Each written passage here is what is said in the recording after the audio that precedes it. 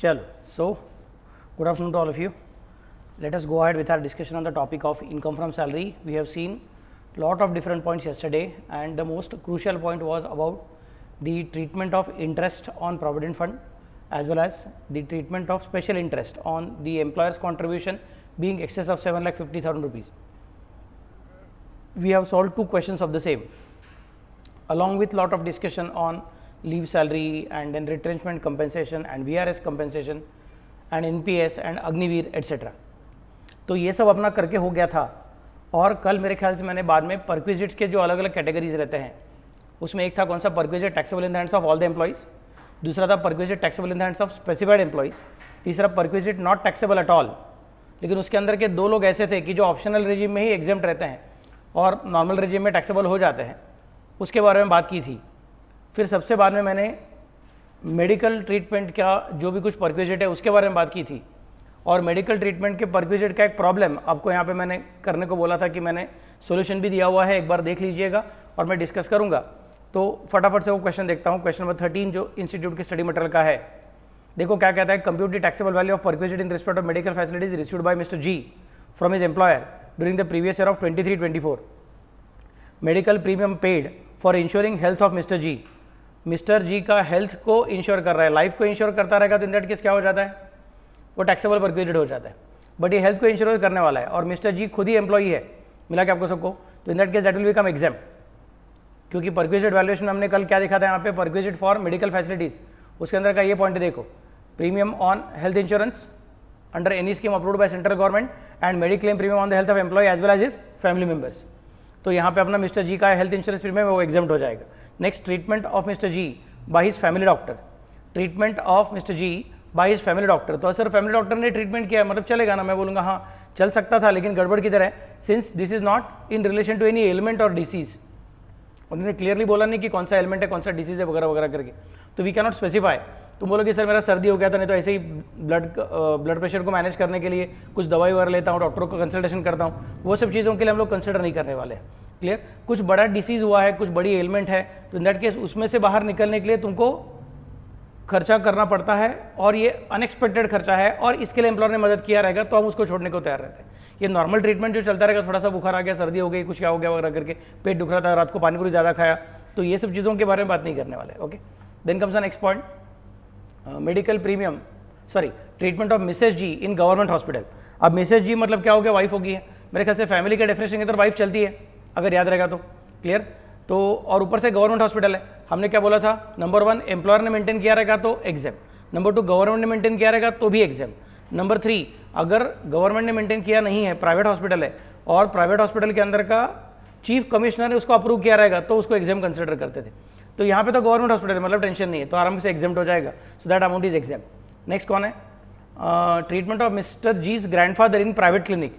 एक तो private clinic है और दूसरा ग्रैंडफादर है। फैमिली के अंदर क्या कंसिडर किया हमने, फैमिली मतलब स्पाउस, चिल्ड्रन, वो डिपेंडेंट रहेंगे नहीं रहेंगे तो भी चलेगा, और दूसरा brother sister and parents only if they are wholly and mainly dependent, ऐसा करके बात किया था। ग्रैंडफादर के बारे में बात नहीं किया था। तो इन दैट केस ग्रैंडफादर के लिए ट्रीटमेंट किया रहेगा और एम्प्लॉयर ने उसका खर्चा दिया रहेगा, तो हमको पेट में नहीं दुखता है, हम बोलते चलेगा, तुमको तुम्हारा एम्प्लॉयर देता है, हमको अच्छा लगता है, हमको कुछ प्रॉब्लम नहीं, लेकिन हम उसको टैक्सेबल करने वाले, हम उसको एग्जाम करने वाले नहीं है। So that amount is going to become taxable, not exempt since grandfather is not included in the definition of family. Next is अगला पॉइंट कौन सा है, treatment of mister G's mother. Sir अभी मम्मी है, मम्मी तो चलेगी ना क्योंकि पेरेंट्स चलते हैं, 68 years and dependent by family doctor.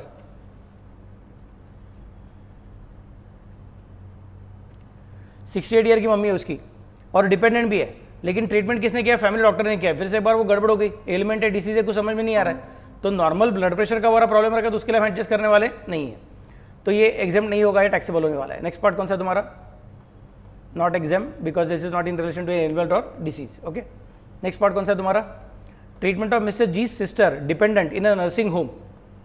अभी जी सिस्टर और डिपेंडेंट है, हमने बोला ब्रदर एंड सिस्टर दोनों चलते हैं, समझे मैं कैसे बोल रहा हूँ, ब्रदर एंड सिस्टर दोनों चलते हैं, लेकिन जरूरी क्या है, brother sister parents they should be Holi and mainly dependent on the SSC. तो यहाँ पे जी की सिस्टर जो है शी इज डिपेंडेंट, लेकिन ये नर्सिंग होम में किया हुआ है, तो उन्होंने ऐसे नहीं बोला कि it is in the hospital maintain by the employer, it is not in the hospital maintain by the government, It is also not maintained, sorry, it is also not in the hospital which is private hospital but approved by the chief commissioner for specified ailment or specified diseases. ये इसमें से किधर भी नहीं है, तो तुम private nursing home में ऐसे ही ट्रीटमेंट करोगे, हम बोलोगे सॉरी हमको पता नहीं है फिर ये कौन सी चीज़ का ट्रीटमेंट करवा रहे हो. समझ रहे मैं कैसे बोल रहा हूँ. तो सारे के सारे ट्रीटमेंट को हम एक्सेप्ट नहीं करते. हम क्या कहते हैं कि बाबा आपको जिंदगी गुजर बसर करने का है तो अपने को खाना खाना पड़ता है. तो खाना खाने के लिए एम्प्लॉयर ने अगर पेमेंट किया, हम बोलेंगे ये टैक्सेबल सैलरी है बेसिकली. जिंदगी को अच्छा रंगीन बनाने के लिए तुमको पेमेंट मिल रहा है. वैसे ही जिंदगी गुजर बसर करने का तो कभी कभी तो कुछ तकलीफ हो ही जाएगा. सिर दुख रहा है, कभी पैर दुख रहा है, कभी पेट दुख रहा है, कभी सर्दी हो गई, कभी बुखार आ गया, कभी खांसी हो गई, कभी आंखों में कुछ जलन हो गई. समझे मैं कैसे बोल रहा हूँ. कभी पोल्यूशन की वजह से प्रॉब्लम हो गया. तो उसके लिए अगर तुम एम्प्लॉयर एम्प्लॉय रिलेशनशिप में नहीं रहते थे तो भी तुम ट्रीटमेंट लेने को जाते ही थे. तो इनफैक्ट ऐसा प्रॉब्लम अपने ज़िंदगी में बार बार आता रहता है कि भूख लगती है, तबीयत कभी खराब होती है. इसमें से अपने पास पैसा रहना चाहिए. इन चीज़ों को हैंडल करने का अपने पास पैसा रहना चाहिए. इसके लिए हम जॉब करने को जाते हैं. तो उसके लिए एम्प्लॉयर ने फिर से अलग से अलाउंस देने की जरूरत नहीं है, फिर से एक बार कुछ मदद करने की जरूरत नहीं है. और अगर की रहेगी तो वो बेसिकली सैलरी कहलाई जाएगी. Merely because you are calling it as free medical facility, we are not going to exclude it from your salary income. समझे मैं कैसे बोल रहा हूँ. हाँ, लेकिन एक अनएक्सपेक्टेड सिचुएशन हो गया, कुछ बड़ा एलिमेंट हो गया, कुछ बड़ा डिसीज हो गया, ये कोई सोचा ही नहीं था. मुझे जिंदगी में बाद में कैंसर आने वाला है तो मुझे बहुत सारा कैंसर का ट्रीटमेंट होगा, इसके लिए मैं अभी से जॉब लेता हूँ, ऐसा कोई नहीं कंसिडर करता. समझे मैं कैसे बोल रहा हूँ. तो इन that case it is very obvious कि ऐसे वक्त अगर एम्प्लॉयर ने मदद किया तो हम समझ सकते हैं कि दिस इज प्योरली मदद, this is not for the purpose of making your life easy और adding colours to your life. समझे मैं कैसे बोला. लेकिन वहां पे भी कंडीशन क्या है कि it should be either in the hospital maintain by the government और in the hospital maintain by the employer और बाय द गवर्नमेंट, और it should be approved by the chief commissioner. But then in that case the third case में it should be for specified diseases. ऐसा करके बात हुआ है. समझे मैं कैसे बोल रहा हूँ. तो और उसके अलावा फिर नहीं तो मेडिक्लेम इंश्योरेंस भर दिया है, हेल्थ इंश्योरेंस भर दिया है, वो सब चीज़ हम कवर करेंगे. वरना तुम ऐसा छोटा मोटा चीज़ के लिए बोलोगे मेरा ऐसा खर्चा हो गया, मेरा एम्प्लॉयर ने पैसा दिया, हम बोलोगे अच्छा है, तू अच्छा है, तेरा एम्प्लॉयर अच्छा है, तुझे पैसा मिल रहा है, हमको कुछ तकलीफ नहीं है, सिर्फ टैक्सेबल याद रख, बाकी कुछ नहीं. समझे मैं कैसे बोल रहा हूँ. तो मिस्टर जी की सिस्टर को नर्सिंग होम में कंसिडर किया है तो it is not approved by central government और state government and not approved by the chief commissioner also. So automatically this will become taxable. अगला पॉइंट कौन सा है. Treatment of mister G's brother independent. अभी जी का ब्रदर है, बाकी कुछ उन्होंने बोला नहीं कि कहाँ पे ट्रीटमेंट किया हुआ है, ये एम्प्लॉयर के हॉस्पिटल में, के गवर्नमेंट के हॉस्पिटल में, के चीफ कमिश्नर ने अप्रूव किए हुए हॉस्पिटल में, वो कुछ बोला हुआ नहीं. बट आगे एक बहुत इंपॉर्टेंट वर्ड आ गया, इंडिपेंडेंट है. अगर वो इंडिपेंडेंट है तो उसको कवर करने की जरूरत नहीं है. इसके लिए एम्प्लॉयर ने मदद करने की जरूरत नहीं थी, फिर भी एम्प्लॉयर ने मदद की है. आपके एम्प्लॉयर अच्छा है, आप अच्छे हो, चलो एंजॉय करो, लेकिन हमको टैक्स लेना है फिर आपके पास से. Next part, treatment of mister G's father 75 year and dependent and amount is spent abroad. मतलब अभी उनका तबियत खराब हो गया था तो अब्रॉड में ट्रीटमेंट के लिए. अब्रॉड का ट्रीटमेंट का खर्चा रहेगा तो हम क्या बोलते हैं, सारा का सारा एग्जाम रहता है. आइदर अमाउंट स्पेंट और amount which is mention by RBI, whichever is less, that amount is considered as exempt. और अगर उधर आने जाने का खर्चा रहेगा तो इंटरनेट कैसे बोलते हैं, पहले चेक करो उसका जीटीआई 2 लाख से कम है क्या. कल यहाँ पे लिखा था ना. In other words, medical treatment expenditure check RBI limit and for travel and stay abroad, before checking RBI limit, check the GTI of the employee. The exemption in relation to medical treatment is available to all employees, but exemption in relation to travel and stay is not available to all employees. It is available only to those employees whose GTI before including such expenditure is below rupees 2 lakh. तो मुझे बोलना पड़ेगा कि abroad का treatment का खर्चा है 50,000 है, हम अज्यूम करेंगे कि आरबीआई ने प्रिस्क्राइब किया हुआ लिमिट भी उसके जितना ही है, या फिर उसने आरबीआई ने प्रिस्क्राइब किए हुए लिमिट के अंदर ही खर्चा किया हुआ है, तो हम सारे के सारे 50,000 को एग्जाम कर देंगे. इनफैक्ट उन्होंने दिया नीचे यहाँ पे लिमिट स्पेसिफाइड बाय आरबीआई कितने 75,000 है. सो 75,000 के अंदर उसने खर्चा कितने का 50,000 खर्चा कर दिया. हम बोलेंगे अच्छी बात है, that's not a problem. So 50,000 minus करने को मिल जाएगा. Next, expenses of staying abroad of the patient.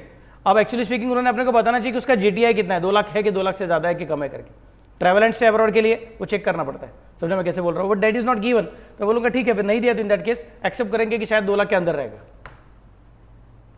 2 lakh के अंदर रहेगा तो फिर एग्जाम्पशन मिल सकता है. लेकिन एग्जाम्पशन कितना मिलेगा, amount specified by RBI. Amount specified by RBI सब मिला के कितना था 75,000. उसमें से तुम्हारा कितना खाके हो गया, ऑलरेडी 50,000 खाके हो गया. मतलब तुम्हारे पास अभी कितना बाकी है, सिर्फ एग्जाम्पशन क्लेम करने के लिए 25,000 बाकी है. नहीं सर, लेकिन मेरा खर्चा 80,000 हो गया. That is okay. Out of 80,000 5,000 will become taxable. हम ये नहीं बोल रहे कि 5,000 रुपया गवर्नमेंट के पास लाके दो, हम ये बोल रहे कि 5,000 रुपया टैक्सेबल होगा, तुम्हारी इनकम में ऐड होगा. That's the only thing we are saying. समझा मैं कैसे बोल रहा हूँ. तो बाद में तुम्हारा टैक्स कितना आएगा, that's a different story. But most important 80,000 में से 75 एग्जाम्प्ट होगा और बाकी का 5,000 विल बिकम टैक्सेबल. समझा मैं कैसे बोल रहा हूँ. Clear. So this is of the things will be. And medical taxable facility कितना है तुम्हारा 39,000 हो गया. कल मैंने आपको लिखने को बोला था, आई एम अज्यूमिंग दैट आपने पूरा लिखा हुआ है. अगर नहीं लिखा रहेगा तो भी फटाफट से पूरा करना पड़ेगा. ओके चलो, now we can go for the valuation of perquisite. इसके आगे जो मैं सिखा रहा हूँ वो सब क्या है, इनकम टैक्स के रूल्स में दिया हुआ इन्फॉर्मेशन है। इसके पहले हमने इनकम टैक्स का रूल्स देखा था कि नहीं देखा था, अगर याद रहेगा तो एग्रीकल्चरल इनकम के टाइम देखा था, rule number 7, rule number 7A, 7B and rule number 8, ऐसे हमने 4 अलग अलग इनकम टैक्स रूल्स तभी देखे थे। वैसे अभी यहाँ पे हम लोग रूल्स देखने वाले हैं। हम क्या सीखना चाहते हैं, रेंट फ्री अकोमोडेशन सीखना चाहते हैं, rent free furnished accommodation, rent free unfurnished accommodation and rent free furnished या फिर unfurnished but at, sorry rent free नहीं, फर्निश्ड या फिर unfurnished but at concessional rent, ऐसे वाले अकोमोडेशन हम देखना चाहते हैं। आई रिपीट, कौन सा अकोमोडेशन देखना चाहते हैं, 4 अलग अलग चीज़ों का वैल्यूएशन करने का हमारा इरादा है। पहला कौन, रेंट फ्री अनफर्निश्ड, दूसरा कौन, रेंट फ्री फर्निश्ड, तीसरा कौन, accommodation which is furnished but given at concessional rent, या फिर accommodation which is unfurnished but given at concessional rent. समझ में कैसे बोल रहा हूँ। सो ये 4 अलग अलग चीज़ें अपने को सीखनी है। तो हम बोलेंगे इसका वैल्यूएशन करने का रहेगा तो 4 अलग अलग तरीके से कैलकुलेशन नहीं होता है, कैलकुलेशन के तरीके काफ़ी आसान है। सबसे पहले हमेशा क्या कैलकुलेट करने का, सबसे पहले रेंट फ्री अनफर्निश्ड कितना है वो कैलकुलेट करने का।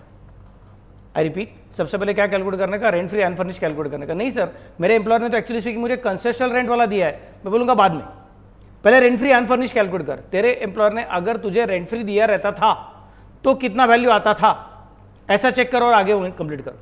समझ में कैसे बोल रहा हूँ, तेरे एम्प्लॉयर ने अगर तुझे रेंट फ्री दिया रहता था तो कितना अमाउंट आता था वो पहले चेक करो। सर लेकिन मेरे एम्प्लॉयर ने मुझे कंसेशनल रेंट वाला दिया है और वो भी फर्निश्ड दिया है, मैं बोलूँगा तुझे मैंने क्या बताया, पहले ऐसा सोच कि तेरा घर अनफर्निश्ड है और ऐसा सोच कि तेरा घर रेंट फ्री दिया हुआ है, तो वैल्यू कितना आएगा पहले चेक कर। That is the first step. मैं ये नहीं बोल रहा हूँ कि वो आंसर है, मैं बोल रहा हूँ वो फर्स्ट स्टेप है। Step number 1, calculate the value of rent free unfurnished accommodation. फिर अगर तुम्हारे एम्प्लॉयर ने तुमको अनफर्निश्ड अकोमोडेशन दिया है, मतलब सिर्फ घर दिया है, अंदर क्या बेड लेना है, टेबल लेना है, किचन लगाना है, गैस सीढ़ी लगाना है और क्या करना है वो सब तुम जानो कैसे करना है करके, मैं तुमको घर सिर्फ दे रहा हूँ, और वो भी घर में फ्री में नहीं दे रहा हूँ, बल्कि उसका रेंट है मे बी 50,000 रुपया पर मंथ, बट मैं तुम्हारे पास से 5,000 ले रहा हूँ। So employer is not offering you rent free accommodation, employer is offering you accommodation at a rent of rupees 5,000 per month, wherein actually speaking he could have charged the rent of rupees 50,000 per month। समझ में क्या बोल रहा हूँ, जिसका rent 50,000 हो सकता है वो वाला घर तुमको 5,000 में मिल रहा है। Got the idea what I am trying to specify. In that case हम क्या बोलेंगे, ठीक है फिर पहले रेंट फ्री अनफर्निश्ड कैलकुलेट करो और उसमें से जितना रेंट तुम्हारे पास से रिकवर किया है वो माइनस करो, बचा कुछ amount will be considered as value of concessional rent unfurnished accommodation. So पहले रेंट फ्री, बाद में minus rent recovered is equal to unfurnished accommodation at concessional rent. सबको समझा मैं कैसे बोल रहा हूँ। Then comes the next part, right side में देखोगे तो क्या आता है, नहीं सर हमारा ना अनफर्निश्ड नहीं है, हमारा फर्निश्ड है, तो भी स्टेप नंबर 1 वही रहेगा, रेंट फ्री अनफर्निश्ड कैलकुलेट करो और उसमें फिर वैल्यू ऑफ फर्नीचर ऐड करो तो अपने आप क्या मिल जाएगा, रेंट फ्री फर्निश्ड मिल जाएगा।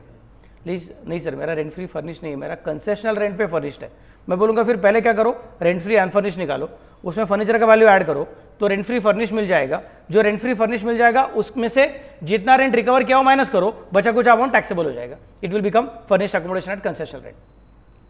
सो these are the basic thing which are required to be kept in mind कि हमेशा स्टेप 1 क्या रहेगा, unfurnished rent free, deduct from that rent recovered, then in that case it becomes unfurnished at concessional rent. नहीं sir हमारा rent free है और rent free unfurnished के ऊपर हम लोग फर्नीचर का अमाउंट ऐड करते हैं पहले, मैं बोलूँगा ठीक है फिर हो जाएगा तुम्हारा रेंट फ्री फर्निश्ड। नहीं सर हमारा कंसेशनल वाले, मैं बोलूँगा ठीक है फिर rent free unfurnished add furniture is equal to total less from that amount recovered from the employee is equal to rent concessional rent furnished. सबको समझा मैं कैसे बोल रहा हूँ। Okay, so these are the basic points to be kept in mind. फिर उसके आगे मैं अलग अलग टेबल देने वाला हूँ कि आपका वैल्यूएशन कैसे किया जाएगा। ये जो आप बोल रहे हो कि find out the value of rent free unfurnished, तो सर वो वैल्यू कैसे कैलकुलेट करने का वो सिखाने का बाकी है। आपने स्टेप तो बता दिया कि पहले क्या कैलकुलेट करो, लेकिन ये नहीं बताया कि वो जो कैलकुलेट करना है कैसे कैलकुलेट करो, उसके लिए आगे का टेबल है। बट पहले डायग्राम ड्रॉ कर लो फटाफट से, पहले फटाफट से डायग्राम ड्रॉ कर लो। आइए, मोस्ट वेलकम, बड़े दिनों के बाद नजर आए आप।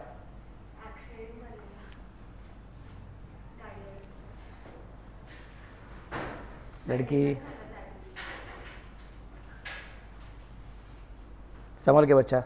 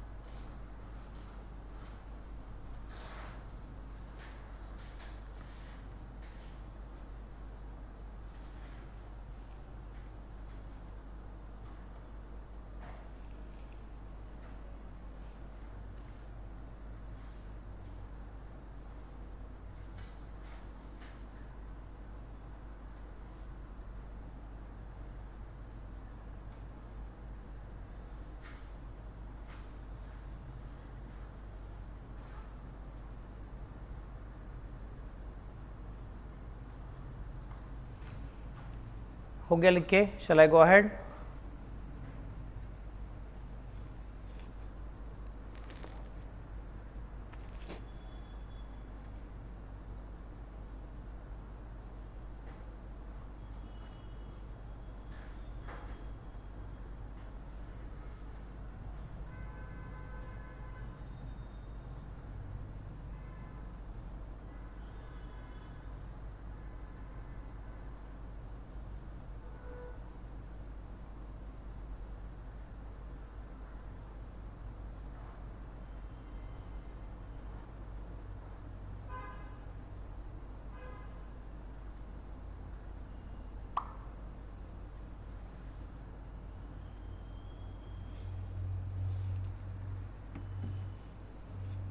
Shall I go ahead?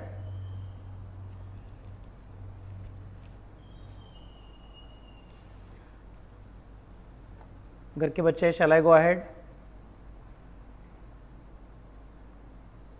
Just a minute. Okay. Sir. Yes, sir.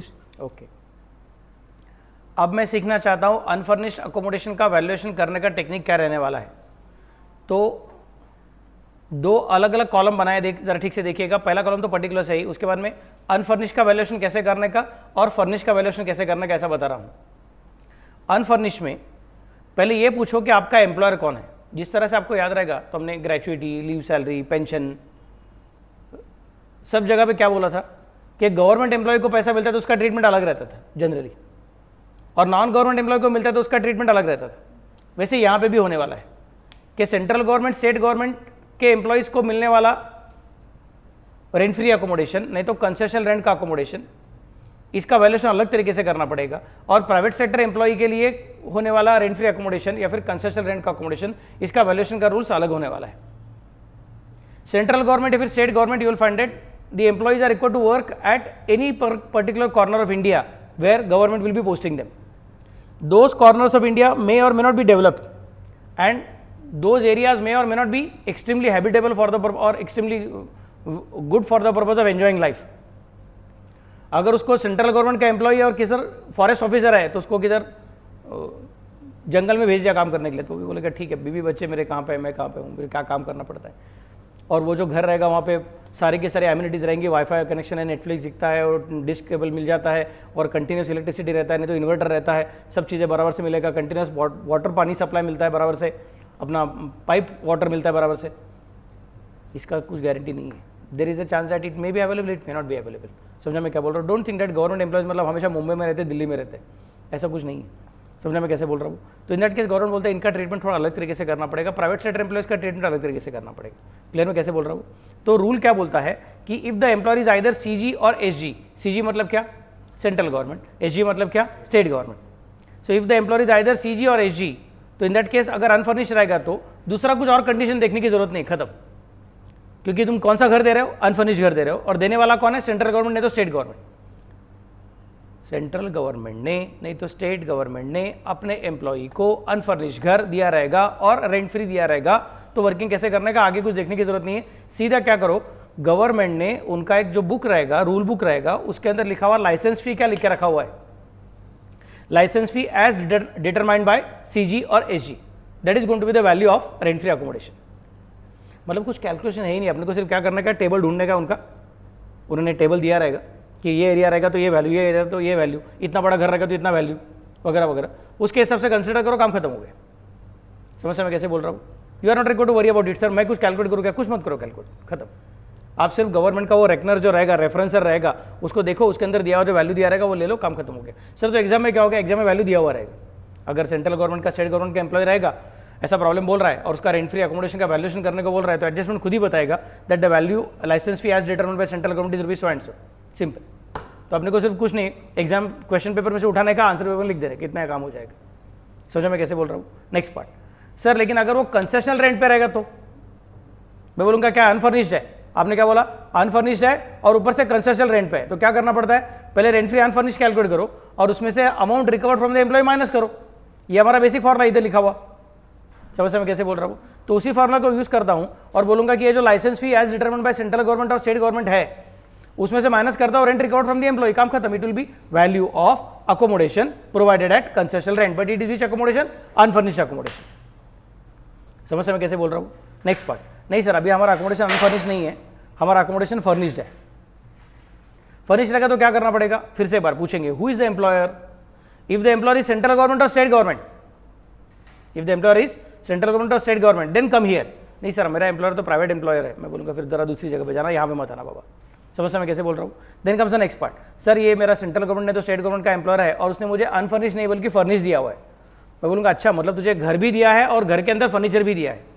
घर भी दिया है, घर के अंदर फर्नीचर भी दिया है, तो हम पूछेंगे भैया आप बता दो कि फिर आपका ये फर्नीचर एम्प्लॉयर का खुद का है, वो खुद का ओनरशिप वाला फर्नीचर आपको यूज करने को दे रहा है, कि किसी और के पास से फर्नीचर भाड़े पे लेके तुमको यूज करने को दे रहा है? समझने में कैसे बोल रहा हूँ? Is the furniture own by the employer और is the furniture hired by the employer? अगर वो फर्नीचर एम्प्लॉयर ने ओन किया रहेगा तो licence fee as determined by central government और स्टेट गवर्नमेंट जो यहाँ पे था वो यहाँ पे फिर से आ गया सेम, बट उसमें ऐड करना पड़ेगा. ऐड क्या करना पड़ेगा? 10% of the cost of furniture. क्या ऐड करना पड़ेगा? 10% of the cost of furniture add करना पड़ेगा. 10% ऑफ कॉस्ट, WDV नहीं, 10% ऑफ कॉस्ट. अब ये 10% से प्यार याद रखने का, इसके आगे बहुत सारे जगह पे जब फर्नीचर वाला ऐसा कुछ चीज़ आएगा तो हमेशा 10% ऑफ कॉस्ट ऐड करने का रहेगा. तो अभी वो फर्स्ट टाइम मिलने को आया, बाद में बार बार मिलने को आएगा. और अगर आपने अभी से उसको पकड़ के रखा रहेगा कि जब वैल्यू ऑफ फर्नीचर रहता है and it is owned by the giver, owned by the employer, देन उसके कॉस्ट का 10% हमेशा ऐड करने का रहता है. तो बार बार आपको शॉक नहीं लगा, अरे कैसे याद रखो, एक ही चीज़ है वो बार बार वही आता है. नहीं सर, एम्प्लॉयर ने ना खुद का ओन्ड नहीं है वो फर्नीचर, बल्कि उसने किसी और के पास से भाड़े पे लिया और आपको यूज करने को दिया हुआ है. मैं बोलूँगा ठीक है, फिर licence fee as determined by central government, वो इधर से इधर भी आया और इधर से इधर भी आया. समझे मैं कैसे बोल रहा हूँ? क्योंकि पहला स्टेप क्या अपना, पहला स्टेप हमेशा find out rent free unfurnished, वो सेम ही रहने वाला है. सेकंड स्टेप में क्या करने का रहता है? अगर अनफर्निश का ही कंसेशनल रेंट रहेगा तो उसमें से रेंट रिकॉर्ड माइनस करो. नहीं सर, हमारा अनफर्निश नहीं, हमारा फर्निश है. मैं बोलूँगा पहला स्टेप ये रहेगा, फिर यहाँ पे जाने के बजाय यहाँ पे आना पड़ेगा और सर तुमको वैल्यू ऑफ फर्नीचर ऐड करना पड़ेगा. वैल्यू ऑफ फर्नीचर कितना ऐड करने का? 10% of cost if it is owned by the employer. नहीं सर, हमारा एम्प्लॉयर ने ओन नहीं किया, तो ठीक है, in that case higher charges paid by the employer. Higher charges paid by employer कितना ऐड कर दो, तुमको मिल जाएगा रेंट फ्री फर्निश का अमाउंट कितना मिल जाएगा करके. नहीं सर, वो कंसेशनल रेंट वाला है. मैं बोलूँगा ठीक है, फिर in that case licence fee at 10% minus rent recovered, नहीं तो licence fee plus hire charges minus rent recovered. Formula same रहेगा, ये हमेशा सेम रहता है. ये एक है, यहीं से आगे गए, यहीं से ये दो जगह बुड़ी मार के गए, यहीं से यहाँ पे भी गए. क्या समझ सकते मैं कैसे बोल रहा हूँ? स्टार्टिंग पॉइंट हमेशा ये रहेगा. Clear to all of you? Akanksha, घर के बच्चे समझा करे? Okay, very good. आर्य आला का? नहीं आला, रोहित आला है. ओके चलो ठीक है. चलो फटाफट से टेबल बना लो, बी क्विक.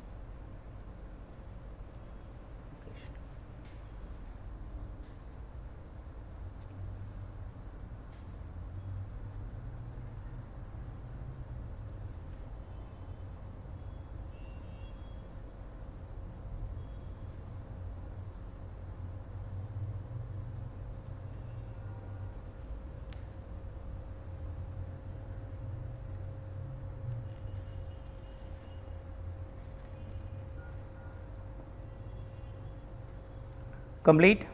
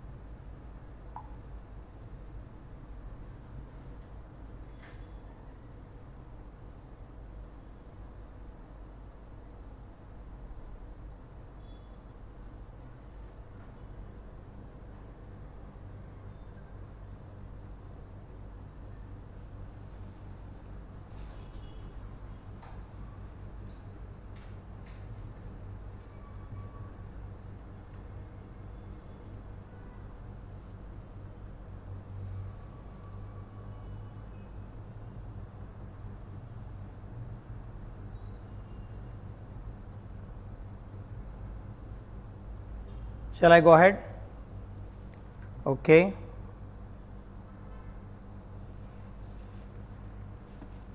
अगला पॉइंट,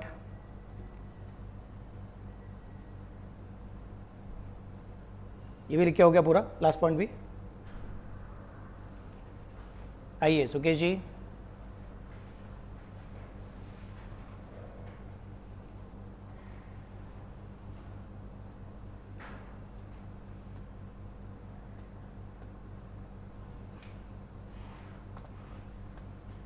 ओके चलो, अब हम चेंज कर रहे हैं एम्प्लॉयर को।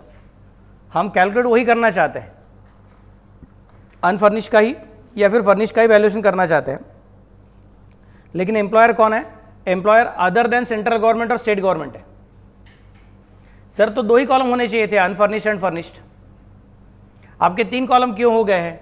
देखते हैं ऐसा क्यों हो रहा है करके। Let us see. Unfurnished other than central government और स्टेट गवर्नमेंट, फर्निश के अंदर भी अदर देन सेंट्रल गवर्नमेंट और स्टेट गवर्नमेंट, और बाद में फिर से एक बार फर्निश का वर्किंग कंसिडर किया हुआ है। एनी अदर कंडीशन कौन सा है? यहाँ पे अनफर्निश्ड अकोमोडेशन दे रहा है, कौन है वो एम्प्लॉयर? गवर्नमेंट नहीं है, मतलब इन्फोसिस ने दिया रहेगा, टाटा ने दिया रहेगा, विप्रो ने दिया रहेगा, रिलायंस ने दिया रहेगा। जहाँ पे आप काम कर रहे हो उसने आपको ये अकोमोडेशन दिया हुआ है, and accommodation is owned by the employer. Accommodation is owned by the employer, मतलब एम्प्लॉयर ने खुद का घर आपको दिया हुआ है, भैया आप यूज करो करके। Clear? In that case the value of rent free accommodation will depend upon the population of the city. अगर population of the city is greater than 40 lakh, जहां पे आपको घर दिया है, जहां पे आपको घर दिया है वो जगह का पॉपुलेशन अगर 15 लाख से ज्यादा, सॉरी 40 लाख से ज्यादा रहेगा, तो हम बोलेंगे 10% of salary will be considered as value of the house. 40 lakh से बड़ा जिसका पॉपुलेशन, इसका मतलब वो काफ़ी बड़ा शहर है। समझ मैं कैसे बोल रहा हूँ? काफ़ी बड़ा शहर है। तो ऐसे शहर में अगर आपको घर मिल जाता है तो इसका मतलब आपका ज़िंदगी आपको गुजर बसर करने के लिए आसान रहेगा। ऐसे शहर में सिनेमा थिएटर्स रहेंगे, ऐसे शहर में ड्रामा थिएटर्स रहेंगे, ऐसे शहर में बाग रहेंगे, बगीचे रहेंगे, ऐसे शहर में रनिंग ट्रैक, जॉगिंग ट्रैक रहेंगे, ऐसे शहर में पुलिस स्टेशन अवेलेबल रहेगा। ऐसे 40 लाख से ऊपर का पॉपुलेशन है, ऐसे शहर में ड्रेनेज वाटर को बराबर से लेके जाने का सिस्टम अवेलेबल रहेगा, ऐसे शहर में कचरा का गाड़ी आता रहेगा। समझे मैं कैसे बोल रहा हूँ। ऐसे शहर में अगर रहते रहोगे तो वहाँ पे आपको पोर्टेबल वाटर, ड्रिंकिंग वाटर घर पे पाइप से आता रहेगा अच्छे से। समझे मैं क्या बोल रहा हूँ। उसका स्ट्रक्चर रेडी रहेगा, रास्तों पे नाइट लैंप्स रहेंगे, मतलब रात को स्ट्रीट लाइट्स रहेंगे बराबर से। समझे मैं कैसे बोल रहा हूँ। 40 लाख से बड़ा पॉपुलेशन का घर है, उसको ऐसे ही छोड़ नहीं सकता। गवर्नमेंट को वहाँ पे बहुत सारे फैसिलिटीज ऑलरेडी दिया रहेगा। ऐसे शहर में तुम्हारा एम्प्लॉयर तुमको खुद का घर रहने को देता है, तो फिर तुम्हारा जितना सैलरी है उसका 10% will be considered as value of the house which is provided to you. समझ मैं कैसे बोल रहा हूँ। ये 10% का लॉजिक अगर आपको याद रहेगा तो इसके पहले कब आया था, HRA के टाइम भी आया था, rent paid minus 10% of salary. तब मैंने आपको क्या बोला था, जनरली कोई भी आदमी अपने इनकम का 10% से ज़्यादा अमाउंट घर के ऊपर खर्चा नहीं करता है। अगर करता रहेगा तो उसका रिटायरमेंट का चीज़ें या फिर उसके ज़िंदगी में बाकी का जो अलग अलग चीज़ें हैं वो उसको एंजॉय करने को नहीं मिलेगा। समझे मैं कैसे बोल रहा हूँ। Because house is going to take away lot of share of his income.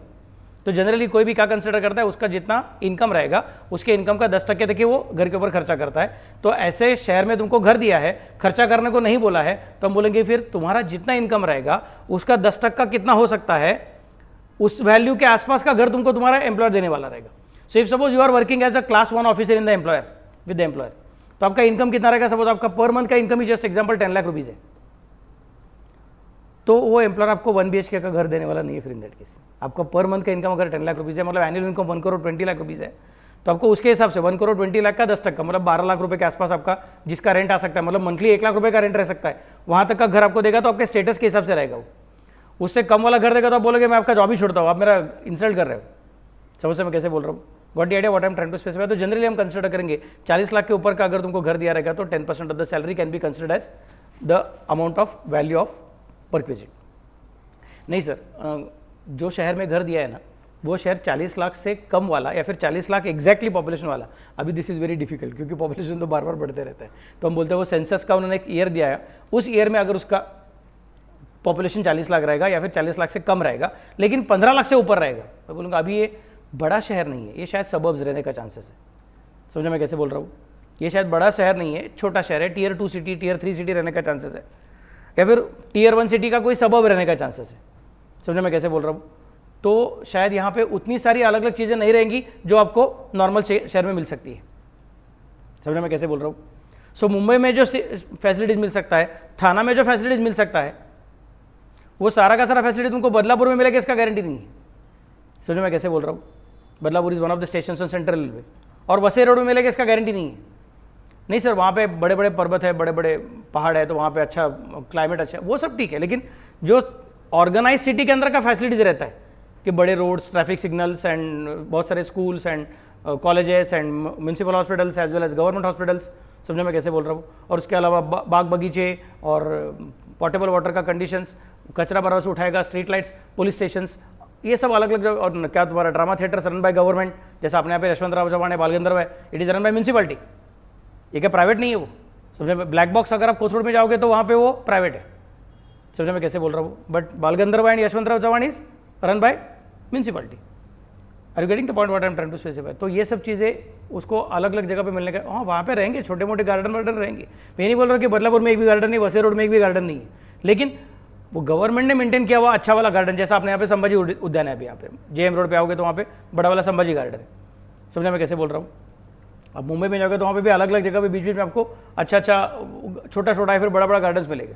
Oval मैदान है वहाँ पे बड़ा वाला। समझा मैं कैसे बोल रहा हूँ। So it's a totally different way in which the cities work. Are you getting the point. तो बोला ठीक है, इसको थोड़ा फिर अभी 10% कंसिडर नहीं करेंगे, उसको 7.5% कंसिडर करेंगे, 7.5%। नहीं सर, हमारा जहाँ पे घर दिया है वो शहर 15 लाख से भी कम आबादी वाला शहर है, फिर 5% कंसिडर करो। समझा मैं कैसे बोल रहा हूँ। I am repeating again, what is given by the employer, rent free accommodation. Who is your employer other than central government or state government? Where is it owned by the employer? Yes, it is owned by the employer. समझा मैं कैसे बोल रहा हूँ। If it is owned by the employer, in that case, then check what is the population size of the place where the house is provided. उस building पे कितने लोग रहते हैं वो नहीं बोल रहा हूँ मैं, जिस शहर में आपको घर दिया है उस शहर का पॉपुलेशन देखो, ऐसा बोल रहा हूँ मैं। अगर वो 40 लाख से ज़्यादा रहेगा तो 10% ऑफ सैलरी, 40 लाख से कम 15 लाख, सॉरी 40 लाख और 40 लाख से कम, लेकिन 15 लाख से ज़्यादा रहेगा तो 7.5% ऑफ सैलरी, और 15 लाख फिर उससे कम रहेगा तो इन दैट केस फिर 5% ऑफ सैलरी। ऐसा करके कंसिडर करना पड़ेगा। क्लियर मैं कैसे बोल रहा हूँ। नेक्स्ट नहीं सर, उसने ना रेंट फ्री नहीं दिया, मेरे पास से थोड़ा रेंट वसूल करता है। मैं बोलूँगा ठीक है, फिर पहले कैलकुलेट कर, इधर 10% नहीं तो 7.5% नहीं तो 5%, which ever is applicable for you, वो पहले कैलकुलेट कर ले, और कैलकुलेट करने के बाद उसमें से rent recovered from the employee minus कर दे। समझ में कैसे बोल रहा हूँ? कैलकुलेट करने के बाद उसमें से rent recovered from the employee minus कर दे, काम खत्म हो गया। जो पहले करते थे वही, वहां पे भी बोला सेंट्रल गवर्नमेंट स्टेट गवर्नमेंट ने बोला licence fee minus rent recovered from the employ.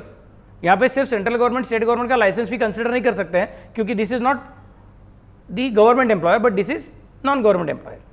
समझ में कैसे बोल रहा हूँ? नेक्स्ट पार्ट, नहीं सर मेरा एम्प्लॉयर जो है ना, उसका खुद का घर उसने मुझे भाड़े मतलब रहने को नहीं दिया है, बल्कि उसने खुद ने घर भाड़े पे लिया और मुझे रहने को दिया हुआ है। घर किसने भाड़े पे लिया? एम्प्लॉयर ने। और भाड़ा कौन भरता है? एम्प्लॉयर खुद भरता है, लेकिन मुझे रहने को दिया हुआ है। मैं बोलूँगा सर अभी फिर से पर वही देखने का क्या, नॉन गवर्नमेंट एम्प्लॉयमेंट है ना, मतलब फिर से पर वो पॉपुलेशन के हिसाब से देखने का क्या? मैं बोलूँगा नहीं, फिर अभी क्या कंसिडर करो, either rent paid by the employer और 10% of salary whichever is lower, either rent paid और 10% of salary whichever is lower. लेकिन सर जहाँ पे घर दिया है वो छोटा शहर है, 15 लाख से कम का पॉपुलेशन, मैं बोलूँगा उससे कुछ फर्क पड़ता नहीं है। अगर एम्प्लॉयर का खुद का घर तुमको दिया रहेगा तो वो चेक करो पॉपुलेशन का साइज क्या है। अगर एम्प्लॉयर ने खुद का घर तुमको दिया नहीं है, किसी और का घर भाड़े पे लेके तुमको दिया हुआ, इन दैट केस बिल्कुल टेंशन मत लेना, सीधा either the rent paid by the employer to the landlord और 10% of salary whichever is less that will be considered as the value of foreclosure. समझे मैं कैसे बोल रहा हूँ? नहीं सर वो एम्प्लॉयर ने मेरे पास से थोड़ा रेंट लिया हुआ है, तो ठीक है पहले ये वैल्यू कैलकुलेट कर और उसमें से rent record from the employee minus कर दे, काम खत्म हो गया। तो कंसेशनल रेंट का आंसर नीचे आ गया। समझे मैं कैसे बोल रहा हूँ? सर मेरा जो एम्प्लॉयर है ना, अदर देन सेंट्रल गवर्नमेंट और स्टेट गवर्नमेंट है, accommodation and furniture both are owned by the employer. Accommodation भी एम्प्लॉयर का खुद का है और उसके अंदर का फर्नीचर भी एम्प्लॉयर का खुद का है, और उसने मुझे दे दिया यूज करने के लिए। मैं बोलूँगा फिर इन दैट केस क्या कंसिडर करो, ए वाला पॉइंट कंसिडर करो, क्योंकि accommodation owned by the employer रहेगा, इसका मतलब क्या कंसिडर करना पड़ता है? पॉपुलेशन का साइज देखना पड़ता है। 40 लाख से ऊपर रहेगा तो 10%, 40 लाख से कम लेकिन 15 लाख से ऊपर रहेगा तो 7.5%, 15 लाख से कम रहेगा तो 5%, वो वाला टेक्निक, इसको मैंने बोल कर रखा पॉइंट नंबर ए। वो पॉइंट नंबर ए यहाँ पे आ गया, add to that 10% of cost of furniture. वो अभी सीखा था, पिछले पॉइंट में भी सीखा था कि जब अपना खुद का चीज मैं तुमको यूज करने को देता तो 10% of cost of that furniture should be added. नहीं सर उसका ना, accommodation is owned by the employer but furniture is hired by the employer, मतलब घर एम्प्लॉयर का खुद का है बट वो उसने फर्नीचर नहीं बनाया था, मुझे रहने को दिया। मैं बोला सर खाली घर में कैसे रहूंगा? बोलता है मैं तुझे फर्नीचर बना के नहीं दे सकता हूँ, लेकिन मैं फर्नीचर भाड़े पे लेकर रखता हूँ। मैं बोलूँगा ठीक है, फिर पॉइंट नंबर ए को फिर से पकड़ लो, क्योंकि accommodation is owned by the employer but अभी एड 10% ऑफ कॉस्ट बोलने को है नहीं तुम्हारे पास, क्योंकि एम्प्लॉयर का खुद का फर्नीचर नहीं है, तो बोलना पड़ेगा add hire charges which are paid by the employer to the furniture वाला। समझ मैं कैसे बोल रहा हूँ? Got the idea? सर नहीं उसने रेंट फ्री नहीं किया, उसने कंसेशनल रेंट किया। मैं बोलूँगा ठीक है, फिर ये ऊपर का आंसर जो कैलकुलेट करके आया रहेगा उसमें से rent recovered from the employee minus कर दे, खत्म। ऊपर का आंसर जो कैलकुलेट करके आया रहेगा उसमें से rent recovered from the employee minus कर दे, काम खत्म। समझ मैं कैसे बोल रहा हूँ? Got the idea? नहीं सर मेरा एम्प्लॉयर जो है ना, accommodation is also not owned by the employer, accommodation भी उसने खुद ने भाड़े पे लिया है, लेकिन उसके अंदर का फर्नीचर उसका खुद का है। अकोमोडेशन एम्प्लॉयर का खुद का नहीं है, लेकिन उसके अंदर उसने फर्नीचर खुद बना के दिया हुआ है। मैं बोलूँगा ठीक है, फिर अकोमोडेशन खुद का नहीं मतलब ए नहीं देखने का, बी देखने का। क्या समझ सकते मैं कैसे बोल रहा हूँ? अकोमोडेशन खुद का रहेगा तो ए, अकोमोडेशन खुद का नहीं रहेगा तो बी, तो बी को देख लो और उसमें क्या कर दो, 10% of cost of furniture add कर दो। समझ में कैसे बोल रहा हूँ? नहीं सर उसका घर भी उसका खुद का नहीं है और फर्नीचर भी उसका खुद का नहीं है, दोनों उसने भाड़े पे लेके मुझे दिया है। In that case point number B पकड़ लो और ऊपर से hire charges of furniture add कर दो। अभी 10% ऑफ कॉस्ट ऐड नहीं कर सकते तुम लोग। क्या समझ सकते मैं कैसे बोल रहा हूँ? और कंसेशनल रेंट रहेगा तो क्या, ये जो आंसर आया रहेगा उसमें से rent record from the employee minus कर दो, खत्म। सबको समझा?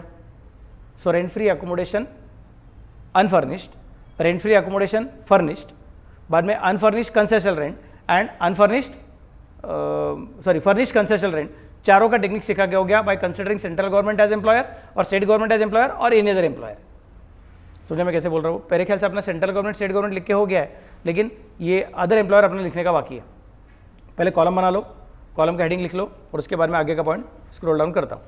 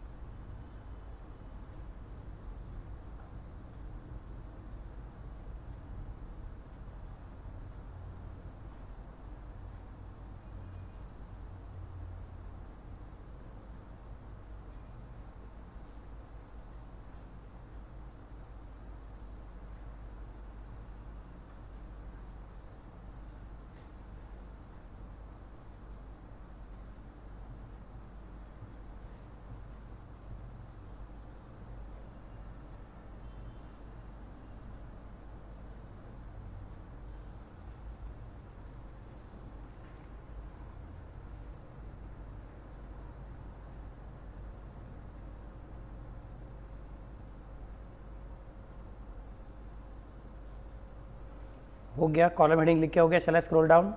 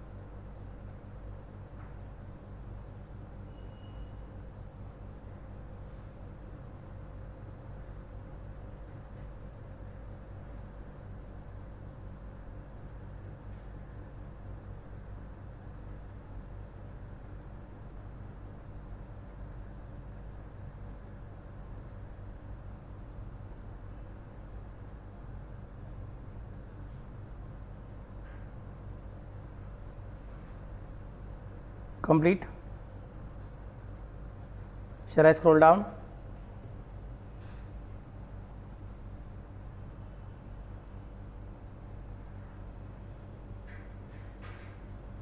पहले value of rent free accommodation पूरा कर लो. मतलब उसका एक्चुअली स्पीकिंग कॉलम हेडिंग ही रहेगा वो. एक्चुअली स्पीकिंग ए मतलब क्या, बी मतलब क्या, ज़रा संभल के.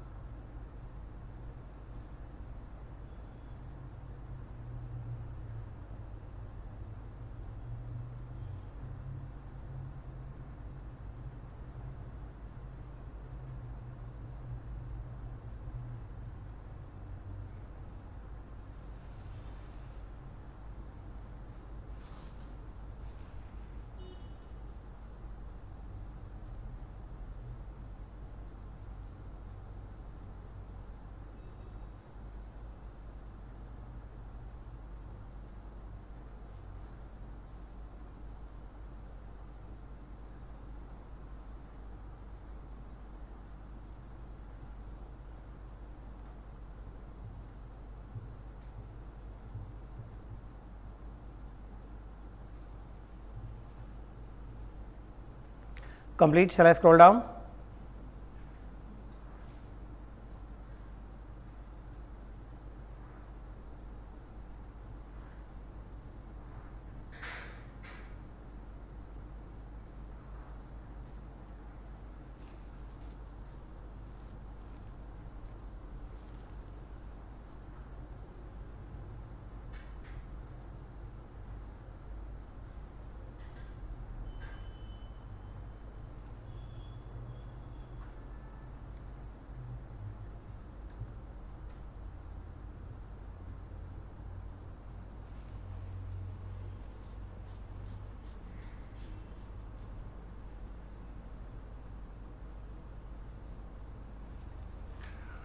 चलो, now let us consider accommodation at concessional rent का वर्किंग.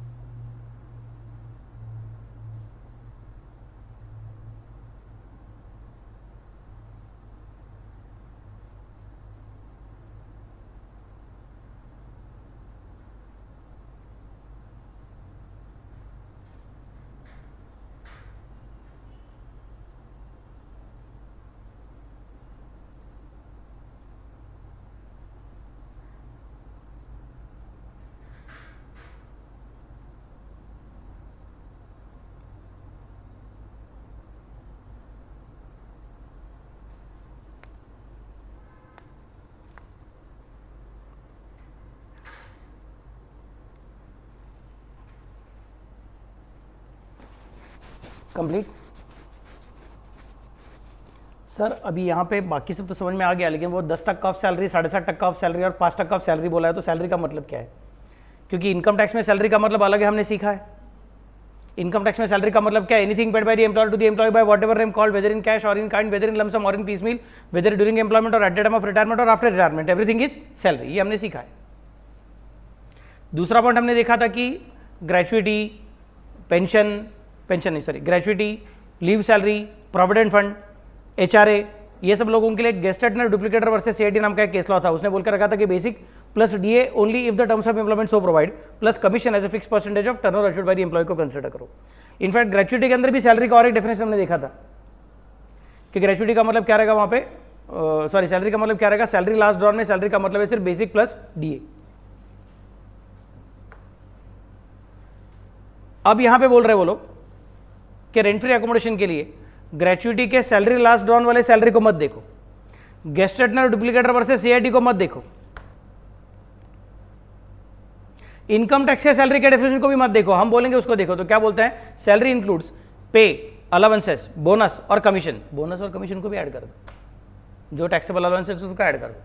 पेबल मंथली और अदरवाइज और any monetary payment by whatever name called from one और मोर employers as the case may be, however it does not include the following, namely that dearness allowance or dearness pay which is not forming part of salary. मतलब ये थोड़ा सा गेस्टेडनर Duplicator जैसा हो गया, लेकिन गेस्टेडनर Duplicator में बोनस और कमीशन को ऐड नहीं करते थे, यहाँ पे बोनस और कमीशन ऐड करने को बोल रहा है. गेस्टेडनर डुप्लीकेटर का कमीशन कौन सा था? Commission as a fix percentage of turnover assured by the employee था. यहाँ पे सब कमीशन चलता है, सब बोनस भी चलता है, वहाँ पे बोनस पकड़ते ही नहीं थे. समझा मैं क्या बोल रहा हूँ? और ऊपर से क्या बोलते हैं? Any monetary payment by whatever name called, कुछ भी आपने नाम दिया रहेगा तो भी चलेगा, जो मॉनेटरी पेमेंट उसको पकड़ लेने का to the extent of cash taxable portion. और बाद में बोलते लेकिन डियरनेस अलाउंस में अगर it is not forming part of salary तो उसको भूल जाओ. Employer's contribution to provident fund account of the employee को भी भूल जाओ, उसको ऐड मत करो क्योंकि वो monetary payment actually speaking, but फिर भी उसको इग्नोर करो. Allowances which are exempted from payment of tax, मतलब ये जो तुम बाकी का मॉनेटरी पेमेंट ऐड कर रहे हो वो कितना मिला है वो मत कंसिडर करो, उसमें से जितना एग्जेम्प्ट है हटा दो, टैक्सेबल पोर्शन को ऐड करो. Value of perquisite specified under section 17(2), बाकी के जो परक्विजिट्स है स्वीपर, गार्डनर और कार दिया था, ये सब वो सब चीज़ों को कंसिडर मत करो, हटा दो. any payment or expenditure specifically excluded under proviso to section 17 subsection 2, that is payment of medical insurance premium specified therein. तो ये सब चीज़ों को हटा के जो बचेगा वो सैलरी को हम कंसिडर करने को तैयार है. क्लियर मैं कैसे बोल रहा हूँ? ये जो है ना पॉइंट नंबर 5 और पॉइंट नंबर 2, ये सब क्या एक्चुअली स्पीकिंग मॉनेटरी पेमेंट वाला परक्विजिट है. समझे मैं कैसे बोल रहा हूँ? लेकिन उसको हम लोग छोड़ देते, बोलते कि उसको छोड़ दो, बाकी के मॉनेटरी पेमेंट को पकड़ लो. क्लियर? मेरे ख्याल से सैलरी का रेफरेंस लिखने का बाकी है, फटाफट से लिख लो so that we can go ahead.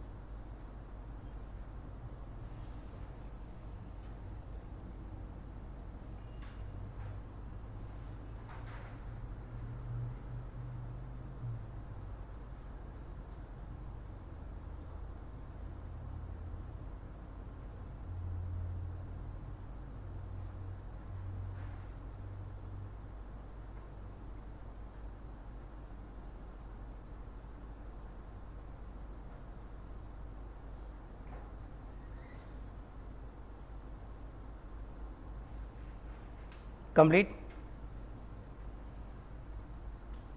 Now let us try to solve a question for how the valuation of rent-free accommodation will be made. Mr. C is a finance manager in ABC Limited. The company has provided him with the rent-free unfurnished accommodation. बाबा लोग baby लोग बहुत सारा चीज़ें बोल रहे हैं वो लोग कि अपना हीरो ABC लिमिटेड में काम कर रहा है, मतलब वो गवर्नमेंट एम्प्लॉई नहीं है। क्या रे समझ सकते मैं क्या बोल रहा हूँ? प्रॉब्लम पढ़ते पढ़ते समझ में आना चालू हो जाएगी अपना पूरा टेबल में किधर जाने का अपने को करके। सो अभी गवर्नमेंट एम्प्लॉय का part of the table can be ignored by us and private employee फिर एनी अदर एम्प्लॉयर का वाला पॉइंट अपने को कंसिडर करने का है। Next they have told that accommodation is unfurnished. बाबा लोग अनफर्निश्ड समझे मैं कैसे बोल रहा हूँ? इसका मतलब वो 10% of the cost of asset, 10% of cost of furniture, नहीं तो हायर चार्जेस ऑफ फर्नीचर वो ऐड करने की जरूरत नहीं है। नेक्स्ट अकोमोडेशन इन मुंबई बोला है, मुंबई मतलब 40 लाख के ऊपर रहेगा। क्या समझ सकते मैं कैसे बोल रहा हूँ? 40 लाख के ऊपर रहेगा मतलब 10% ऑफ सैलरी कंसिडर करना पड़ेगा। Clear? He gives you the following particulars. Basic salary 6,000 per month, dearness allowance 2,000 per month, but 30% for retirement benefits. तो जब सैलरी वर्किंग करोगे 10% ऑफ सैलरी कैलकुलेट करने के टाइम तो पूरा 6,000 ले लो, 2,000 पूरा मत लेना, 2,000 का 30% ही ले लेना। अभी हमने सैलरी का डेफिनेशन लिखा हुआ अभी अपने, और बोनस लिया तो चलेगा कि हाँ बोनस चलेगा, तो ये लेने का है, इसका सिर्फ 30% लेने का याद रखना, ये पूरा 1,500 लेने का। Even though the company allotted the house to him on 1/4/23, company ने उसको 1/4/23 को दे दिया। He occupied the same only from 1/11/23, मतलब अप्रैल से उसको अलॉट करके हो गया था, बट ये अप्रैल से वहाँ पे रहने को नहीं गया। रहने को कब से गया? 1/11 से गया। Calculated taxable value of the perquisite for assessment year of 24-25। तो एक्चुअली स्पीकिंग उसके नाम से घर 12 महीने के दिया हुआ है, बट उसने वो घर नवंबर महीने से यूज़ किया, मतलब नवंबर, दिसंबर, जनवरी, फरवरी, मार्च, तो he has only used it for 5 months. So he can say that sir perquisite valuation करते हो करो, लेकिन प्लीज़ 5 महीने का वैल्यूएशन करो, 12 महीने का मत करो। तो इनकम टैक्स क्या कंसिडर करेगा? देखेंगे भैया क्या कर तेरा वैल्यूएशन कैसे करेंगे करके। पहले बेसिक सैलरी लेता हूँ 6,000 × 12 वो तो ले ही लेता हूँ। नहीं सर 5 महीना, अरे 5 महीना वो घर में रहने को गया, बट सैलरी तो पूरा 12 महीने का लिया है तूने। बाकी का 7 महीना शायद वो घर में हम लोग कुछ क्या थोड़ा रिपेयर कर रहे थे वगैरह वगैरह, कुछ अलग अलग चीज़ें चल रहा था, या फिर तू किसी और जगह से वहाँ पे आ रहा था। तो हमने बोला ठीक है घर तो दिया है तुझे, जब ज्वाइन करना क्या तब ज्वाइन करे यहाँ से। क्लियर? तो बेसिक सैलरी पूरा आ गया 6,000 × 12, dearness allowance 2,000 × 12, bonus 1,500 × 12, perquisite in the form of unfurnished accommodation at concessional rent. Unfurnished concessional rent है क्या यार? उसका कुछ बोला क्या उन्होंने? नहीं बोला है ना। ही पेज सम रेंट ऐसा कुछ बोला है क्या? नहीं बोला है ना। ठीक है, तो कंसेशनल रेंट नहीं है, मतलब उसमें माइनस करने का कुछ भी नहीं है क्या यहाँ पे? 1,000 रुपीज़ माइनस कैसे हो गया? मतलब मेरे ख्याल से ये अलग सोल्यूशन है। सेम क्वेश्चन का आगे पॉइंट रहेगा शायद। हाँ ये देखो, ये अगला क्वेश्चन है वो 1,000 रुपीज़ वो बाद में एम्प्लॉयर उसके से वसूल करता है। तो मेरे ख्याल से मैंने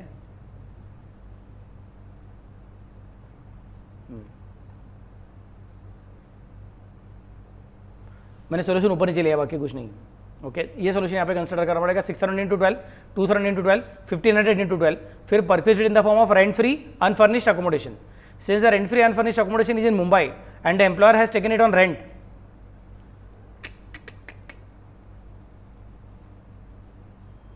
ये भी नहीं चलेगा। एक सोल्यूशन गायब हो गया लगता है, एक सोल्यूशन गायब हो गया है। देखो एक मिनट, लेट मी सी।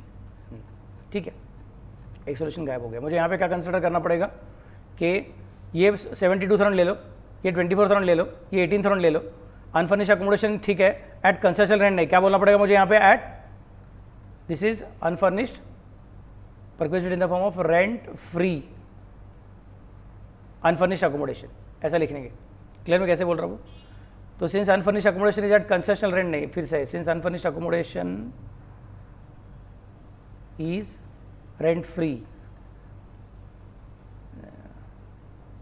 नहीं तो रुको चेंज करता हूँ। सिंस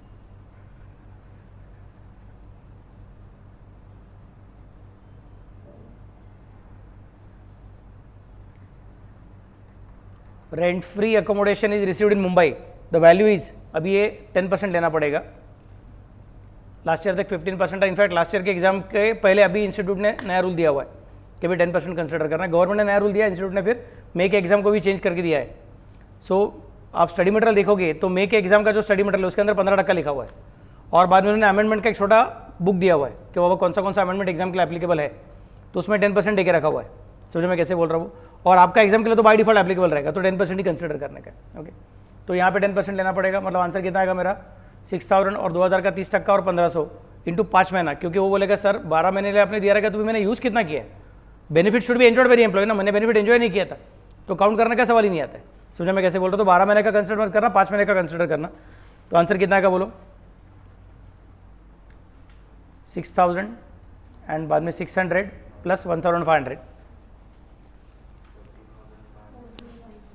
यहाँ पे 4050 आ रहा है। हाँ, माइनस कुछ भी नहीं करने का है, क्योंकि हम लोग रेंट फ्री बात कर रहे थे ना। समझे क्या प्रॉब्लम है? रेंट फ्री बोला हुआ है, ये अगले पॉइंट का सोल्यूशन था, यहाँ पे कंसिडर किया हुआ था। तो आउटर कॉलम में कितना आएगा तुम्हारा? 4050।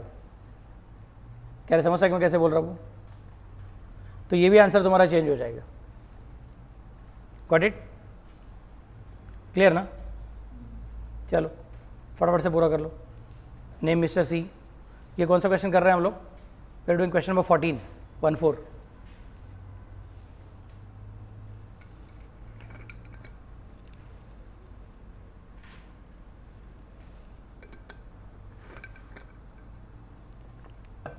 पेज नंबर 47 का क्वेश्चन नंबर 14 अपने को करना है।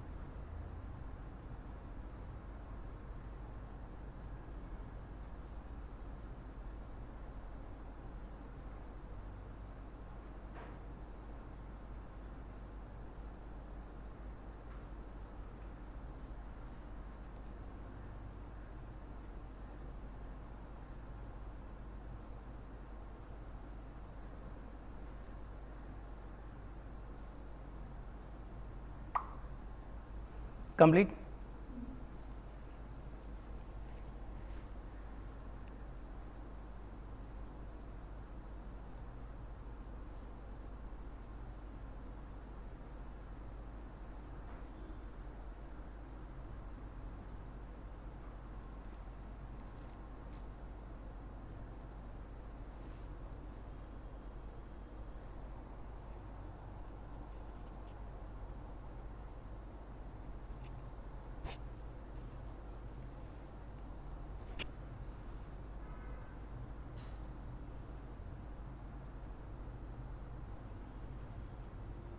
तुम्हारा टोटलिंग तुमको खुद को करना पड़ेगा।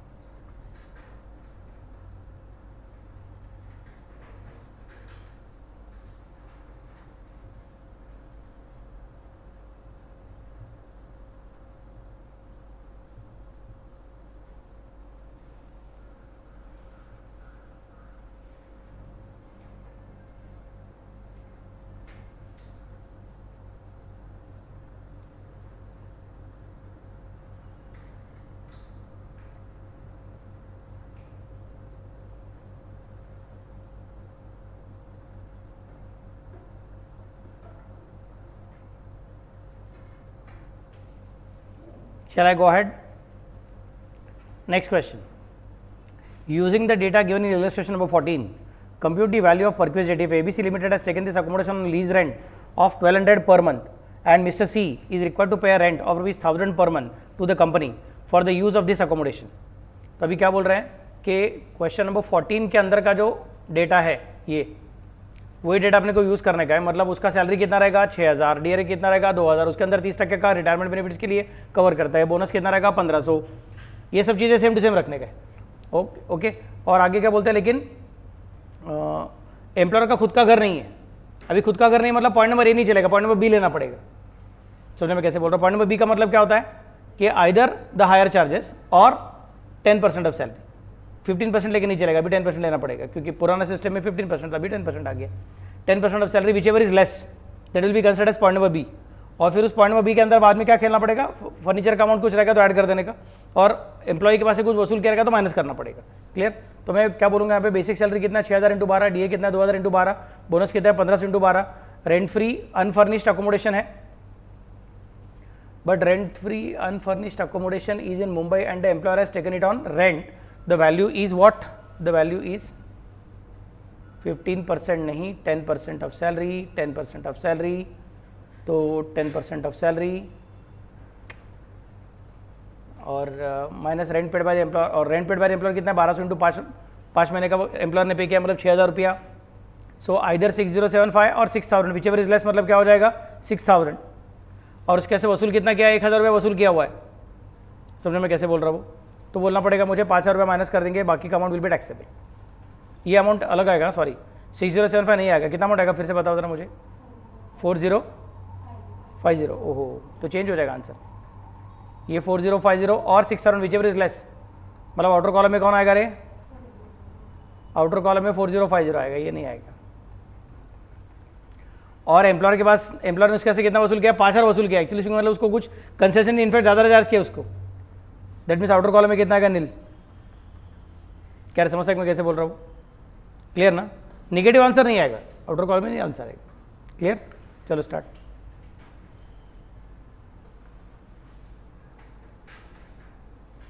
मेरे ख्याल से 15 क्वेश्चन गायब हो गया बीच में. 14th आया है और बाद में डायरेक्टली 16th आया है, और वो 15 का सॉल्यूशन 14 के नीचे आ गया है.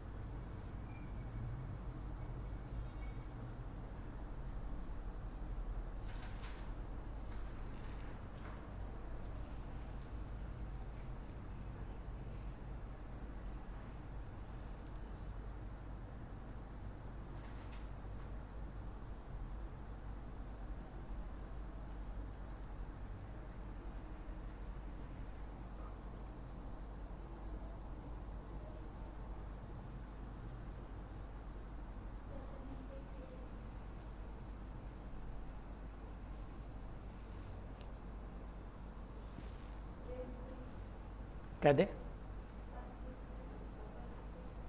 मला ऐकायला नाही, मोठ्याने बोलणं बाळा.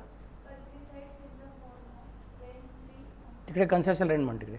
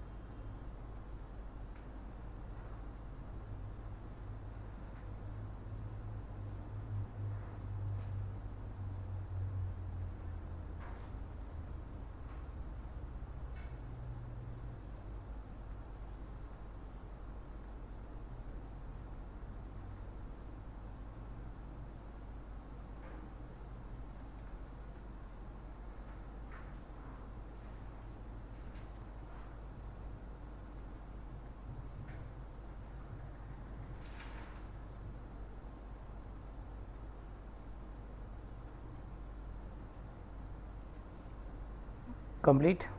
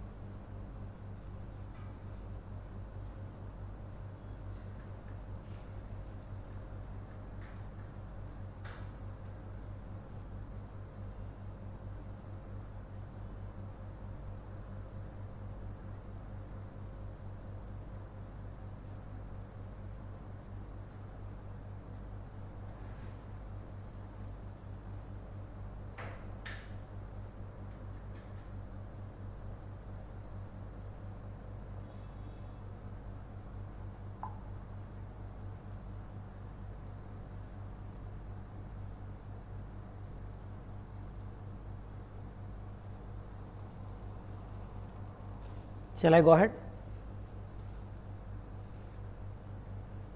Using the data given in illustration number 14 again, compute the value of the perquisite if ABC Limited has provided a television WDB rupees 10,000, cost rupees 25,000 and 2 air conditioners. The rent paid by the company for the air conditioner is 400 per month each. The television was provided on 1/1/2024. However, Mr. C is required to pay a rent of rupees 1,000 per month to the company for the use of this furnished accommodation. अब क्या बोलना पड़ेगा, basic salary वही हो जाएगी, DNS allowance वही हो जाएगा, बोनस वही रह जाएगा फिर से एक बार. There is no problem in that. Next part, perquisite in the form of rent free unfurnished accommodation. Actually rent free नहीं है मेरे ख्याल से, कंसेशनल रेंट है क्योंकि he is paying 1,000 rupees per month as rent. Okay, तो since rent free furnished accommodation is in Mumbai, यहाँ पे भी चेंज करना पड़ेगा. Furnished accommodation at concessional rent is in Mumbai. The employer has provided TV owned by him along with air conditioner on hire. तो TV employer का खुद का है और एयर कंडीशनर भाड़े पे लेके दिया हुआ है. Okay, the value will be as follows.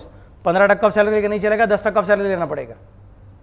10% salary लेना पड़ेगा. तो 10% मतलब यहाँ पे कितना आंसर आएगा बोलो रे? 6075 नहीं, कितना 4050. 625 ऐसे ही रहेगा, दैट्स नॉट अ प्रॉब्लम. और एसी वैसे ही रहेगा, that's not a problem. So 4050 plus 625 plus 4000, बोलो कितना आंसर आएगा?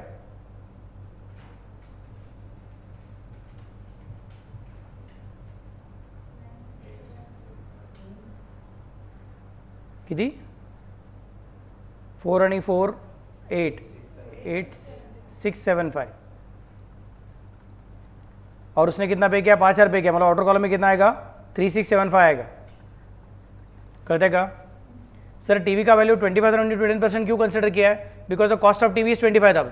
उसका 10% लेना पड़ेगा, मतलब हो जाएगा 2,500. बट साल भर के लिए यूज नहीं किया, उसको जनवरी से दिया है टीवी, तो जनवरी फरवरी मार्च मतलब 3 महीने का आएगा, इसलिए 3/12 कंसिडर किया है. और एसी उसको 5 महीने का दिया रहेगा क्योंकि उसने बोल के रखा है कि वो 1 नवंबर से आता है घर में रहने के लिए. क्लियर में क्या बोल रहा है? इसलिए 5 महीने का कंसिडर किया. चलो start. This is question number 17.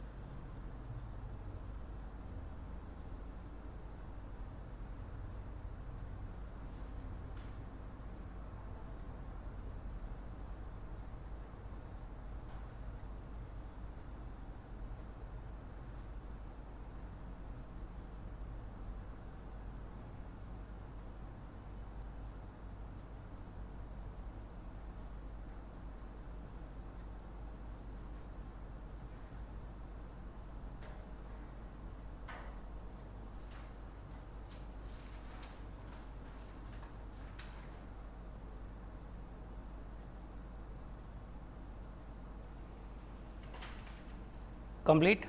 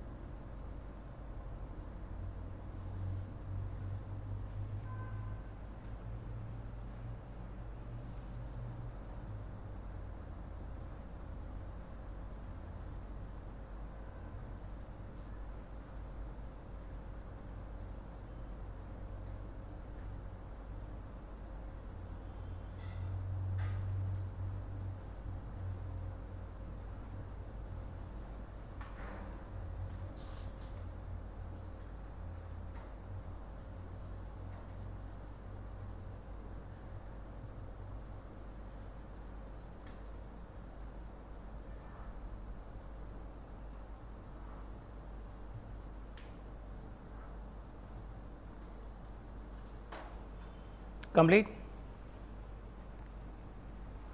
Now using the data given in illustration number 17, compute the value of perquisite if Mr. C is a government employee. मैं बोलूँगा गवर्नमेंट एम्प्लॉय रहेगा तो अभी बात अलग हो जाएगी. अभी तुमको मुंबई में रहता है, 40 लाख के ऊपर है, तो उसके हिसाब से 10% ऑफ सैलरी वाला लेने का जरूरत नहीं. अभी तुमको क्या देखना पड़ेगा, लाइसेंस भी देखना पड़ेगा. समझ में कैसे बोल रहा हूँ. The licence fee determined by government for this accommodation was ₹700 per month. Licence फी कितना है, 700 पर मंथ है. तो वैल्यूएशन ऑफ परक्विजिट में ज़्यादा कुछ झंझट ही नहीं रहेगा अपने को, सीधा 700 पर मंथ देकर रखा हुआ है. लेकिन वो बोल रहे इलस्ट्रेशन 17 को देखो. 17 मतलब ये वाला इलस्ट्रेशन अपना अभी जो किया है वो, उसमें हमने सी के पास से 1000 रुपये का रेंट भी वसूल किया है और उसको एसी दिया है और उसको टीवी दिया है. मिला क्या आपको सबको? तो उसके हिसाब से देखिएगा तो मुझे क्या बोलना पड़ेगा, basic same, DA same, bonus same, perquisite in respect of क्या रहे, रेंट फ्री नहीं, furnished accommodation at concessional rent at concessional rent where the employer is government. फिर सेंस अगेन रेंट फ्री नहीं, furnished accommodation is furnished accommodation at concessional rent is provided by the government along with TV owned by government and air conditioner is on hire. The value will be 700 into 5 मतलब 3500. अभी tension लेने का जरूरत नहीं. बाद में 25,000 का 10% into 3/12 पिछले प्रॉब्लम जैसे सेम टू सेम, और 400 इंटू 2 इंटू 5 महीना सेम टू सेम. क्लियर में कैसे बोल रहा हूँ? अरे कुछ तो बोलो. ये 2 क्यों कंसिडर करो, कोई बता सकता है क्या? Why am multiplying it by 2. इधर भी 2 से मल्टीप्लाई किया था, किसी ने पूछा नहीं मुझे, सर आपने 2 से क्यों मल्टीप्लाई किया करके.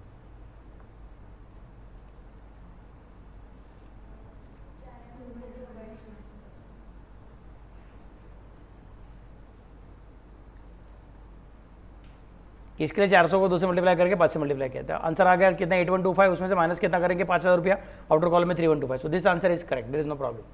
सिर्फ ये नाम चेंज करना पड़ेगा आपको, समझा ना. चलो फटाफट पूरा कर लो. एग्जाम में रेंट फ्री का क्वेश्चन आता है, अनफर्निश्ड रेंट फ्री या फिर फर्निश्ड रेंट फ्री या फिर कंसेशनल रेंट, सबका क्वेश्चन आ सकता है.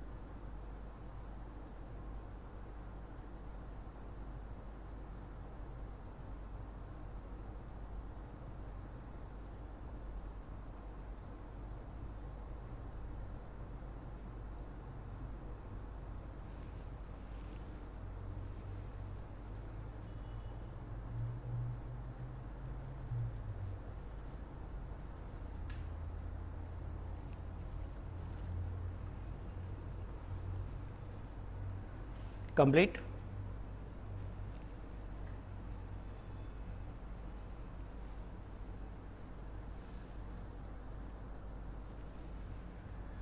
फिफ्टी तक पहुंच गए हम लोग, पेज नंबर 50 तक पहुंच गए. 85 तक जाना है, 35 बाकी है. आज शाम का लेक्चर, कल सुबह का लेक्चर, कल शाम का लेक्चर में 35 पूरा नहीं होगा, मतलब मंडे का लेक्चर लगेगा, या फिर सैटरडे को वैभव सर के बाद मेरा लेक्चर लेने को आता हूँ मैं शाम को. कल डिसाइड करते हैं कि कितना पूरा हो रहा है, उसके हिसाब से क्या करेंगे करके.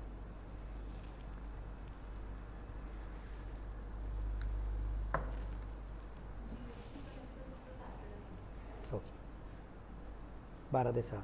काल सरांनी मेसेज टाकला म्हटलं ना की 2 लेक्चर बघून घ्या, ते यूट्यूबवर टाकले ऑलरेडी लेक्चर मी, ते म्हणजे मग GST पुढे कळेल, कारण सरांनी फर्स्ट 2 लेक्चरमध्ये शिकवलं आहे ते तुम्हाला पुढे कंटिन्यू होणार आहे.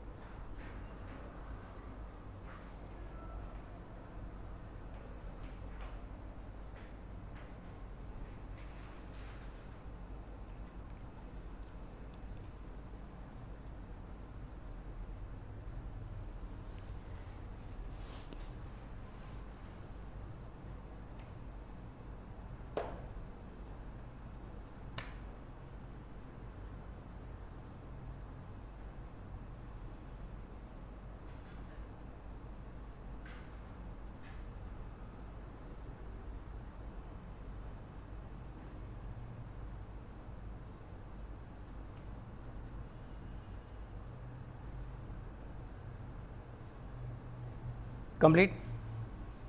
Shall I go ahead? Next question. Mr. X and Mr. Y are working with Messrs. Gamma Limited as per the salary fixation norms.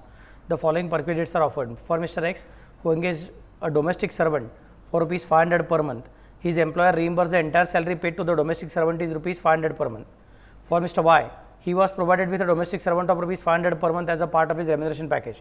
You are required to comment on the taxability of the above in the hands of Mr. X and Mr. Y, who are not specified employees. Specified employee बोलने के लिए जरूरी क्या था, अगर याद रहेगा तो एम्प्लॉय डायरेक्टर रहेगा तो, नहीं तो उसके पास 20% से ज़्यादा वोटिंग पावर रहेगा तो, नहीं तो जिसका कैश इमोल्यूमेंट का अमाउंट 50,000 के ऊपर रहेगा तो उसको स्पेसिफाइड एम्प्लॉय बोलते हैं. तो यहाँ पे क्या हुआ है, 2 लोग हैं, एक्स एंड वाई, दोनों एक ही कंपनी में काम करते हैं, गामा लिमिटेड. एक्स ने क्या कर दिया है, एक्स ने who engaged a domestic servant, x ने खुद ने अपने घर पे नौकर को अपॉइंट किया हुआ है at the rate of rupees 500 per month. और एम्प्लॉयर ने बाद में क्या बोला, तूने अपॉइंट किया ना, अच्छी बात है, तू सैलरी दे दे, बाद में मुझे बता, फिर मैं तुझे रीइंबर्स करता हूं.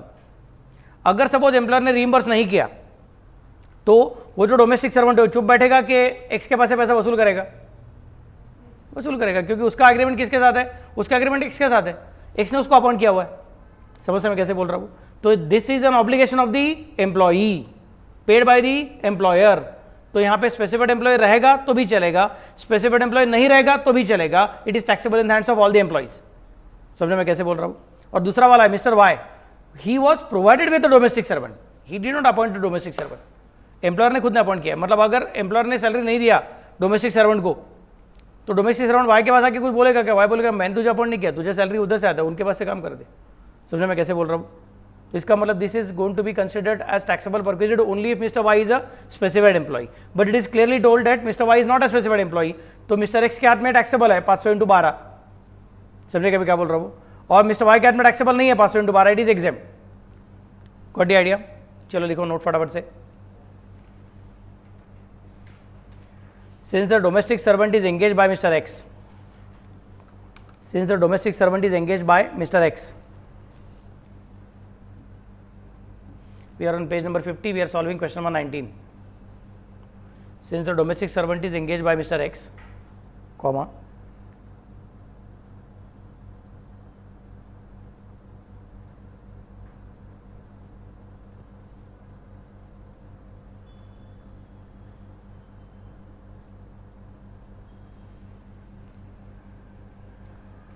it is an obligation of Mr. X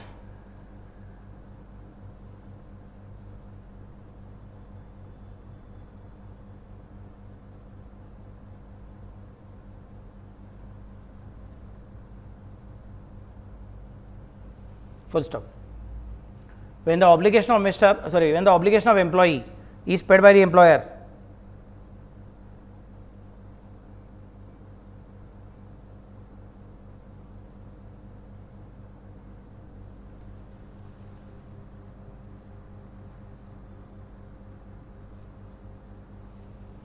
Obligation of the employee is paid by the employer. It is a taxable perquisite in the hands of all employees.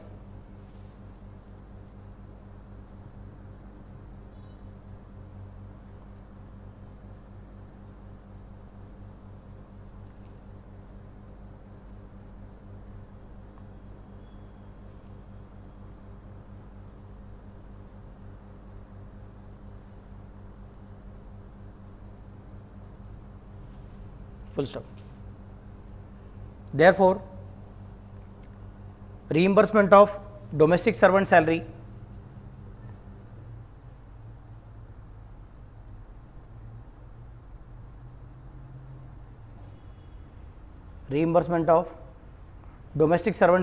of rupees 500 per month is taxable as perquisite in the hands of Mr. X.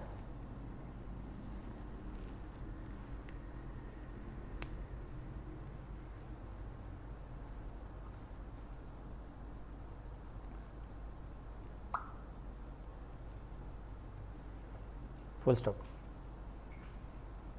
Next point, in case of Mr. Y,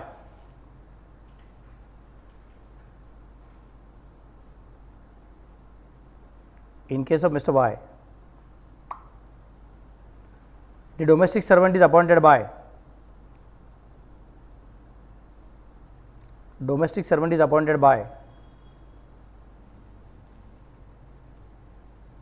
the employer. It means it is not the obligation of employee paid by employer. It means it is not the obligation of the employee paid by employer.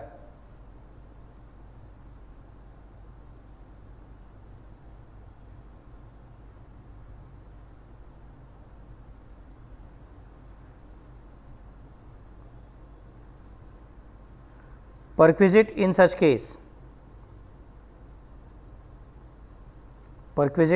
case is taxable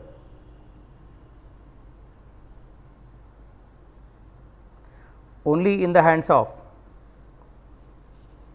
specified employees.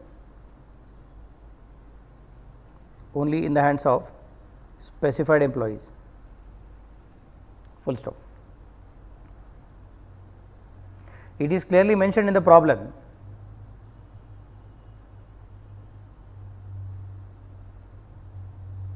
that Mr. Y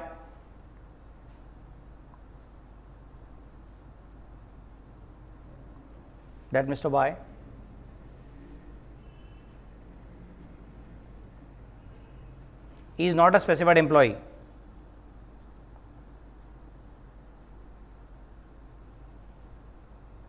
Full stop. Therefore, salary of domestic servant at the rate of rupees 500 per month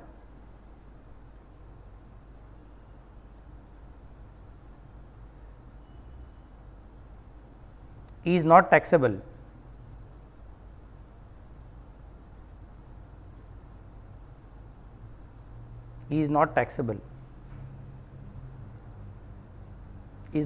perquisite in his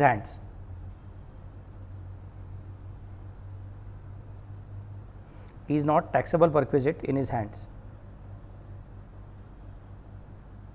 Full stop. खत्म.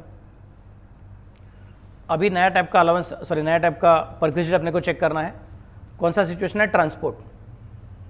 Transport suppose cash allowance के form में दिया जाता है, मतलब perquisite नहीं, cash में दिया जाता है. परक्विजिट का मतलब है बेनिफिट इन काइंड. सो अगर suppose transport is given in the form of cash allowance, per month तुझे मैं ट्रांसपोर्ट अलाउंस दे रहा हूँ, and it is for to and fro office, मतलब ऑफिस तक, घर से ऑफिस तक आना है और ऑफिस से घर पे वापस जाना है, इसके लिए अगर दिया रहेगा तो exempt to the extent of amount received और amount spent whichever is less and balance will be taxable. क्योंकि ये अलाउंस फॉर पर्सनल पर्पज नहीं है, ये अलाउंस फॉर ऑफिस पर्पज है. अलाउंस फॉर ऑफिस पर्पज का काम क्या हो जाता है? Taxable to the extent which is spent for the official work. अगर किया रहेगा तो ठीक, नहीं किया रहेगा तो टैक्सेबल हो जाएगा. तो अगर एम्प्लॉयर बोलता है कि तू कैसे भी आ, मुझे फर्क पड़ता नहीं है, पर मंथ तुझे मैं 1000 रुपये देकर रखता हूँ, ऑफिस में आने जाएगा, ऑफिस में आने जाने का खर्चा करने के लिए, और वो ऑफिस में आने जाने के लिए 1200 रुपये खर्चा करता है. बोले कि फिर 1000 रुपये एग्जाम. नहीं सर, 1200 रुपये खर्चा क्या, मतलब मेरा 200 रुपये निगेटिव कंसिडर करूँ. एग्जामेशन केस से कभी भी निगेटिव आंसर आता नहीं है. तो आइदर द अमाउंट रिसीव्ड और the amount spend which ever is less. तो अमाउंट रिसीव्ड कितना 1000, अमाउंट स्पेंड कितना 1200, विच एवर इज लेस मतलब कितना 1000 विल बी एग्जाम। सर 1000 रुपये का अलाउंस मिल रहा है लेकिन मैंने 1000 रुपये ही खर्चा किया, मैं बोलूँगा फिर 1000 एग्जाम। नहीं सर 1000 रुपये का अलाउंस मिल रहा है और मैं 800 रुपया खर्चा कर रहा हूँ, बोलूँगा फिर 200 रुपये तो अभी जिंदगी में रंग भरने के लिए यूज़ कर रहे हैं, तो 200 रुपये will be considered as taxable. समझे मैं कैसे बोल रहा हूँ? Okay next sir for leave travel है तो लीव ट्रैवल मतलब क्या, छुट्टी पे घूमने को जाओ उसके लिए अलाउंस लिया रहेगा, तो फिर बोलूँगा सेक्शन 10(5) कल जो सिखाया था कि एक बच्चा 2 बच्चे भारत में घूमने का है वगैरह वगैरह। क्लियर में क्या बोल रहा हूँ? तो वो ऑलरेडी अपने ये दोनों चीज़ आपने देख के हो गया already. Let us consider now in the form of transport facility, that means you are not giving transport allowance but you are giving transport facility. तो हम बोलेंगे ट्रांसपोर्ट फैसिलिटी देते रहोगे तो क्या कंसिडर करना पड़ेगा? अगेन वही चीज़, for to and fro office and employer is in transport business, employer का खुद का ट्रांसपोर्ट बिजनेस है, एग्जाम्पल एसटी बस। समझा मैं कैसे बोल रहा हूँ? एम्प्लॉयर का खुद का ट्रांसपोर्ट बिजनेस है और ट्रांसपोर्ट बिजनेस में काम करने वाले एम्प्लॉय को घर से ऑफिस में, ऑफिस से घर पे जाने के लिए वो बोलता है कि ऑफिस का गाड़ी यूज करने का। समझे मैं कैसे बोल रहा हूँ?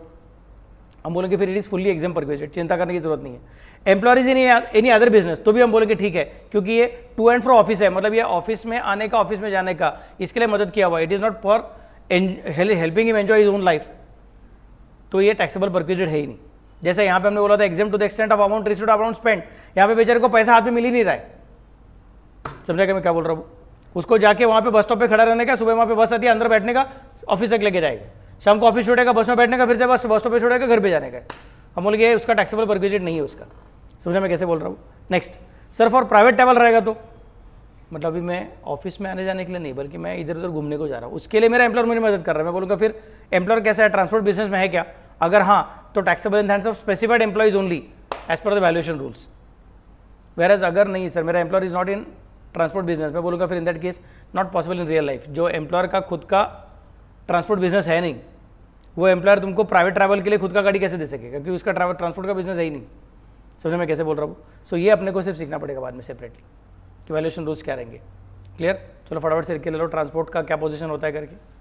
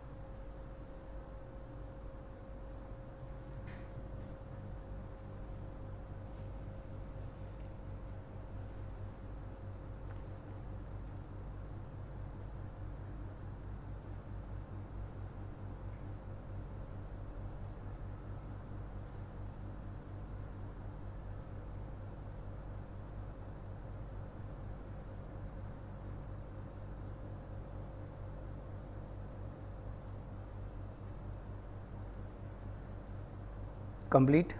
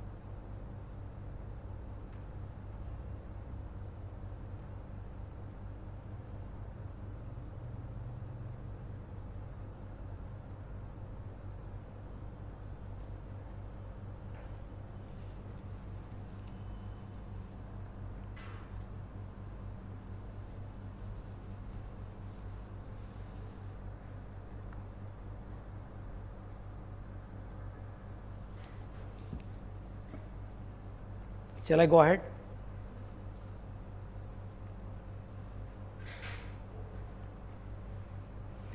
अभी सबसे इंपॉर्टेंट है कार का वैल्यूएशन कैसे होगा।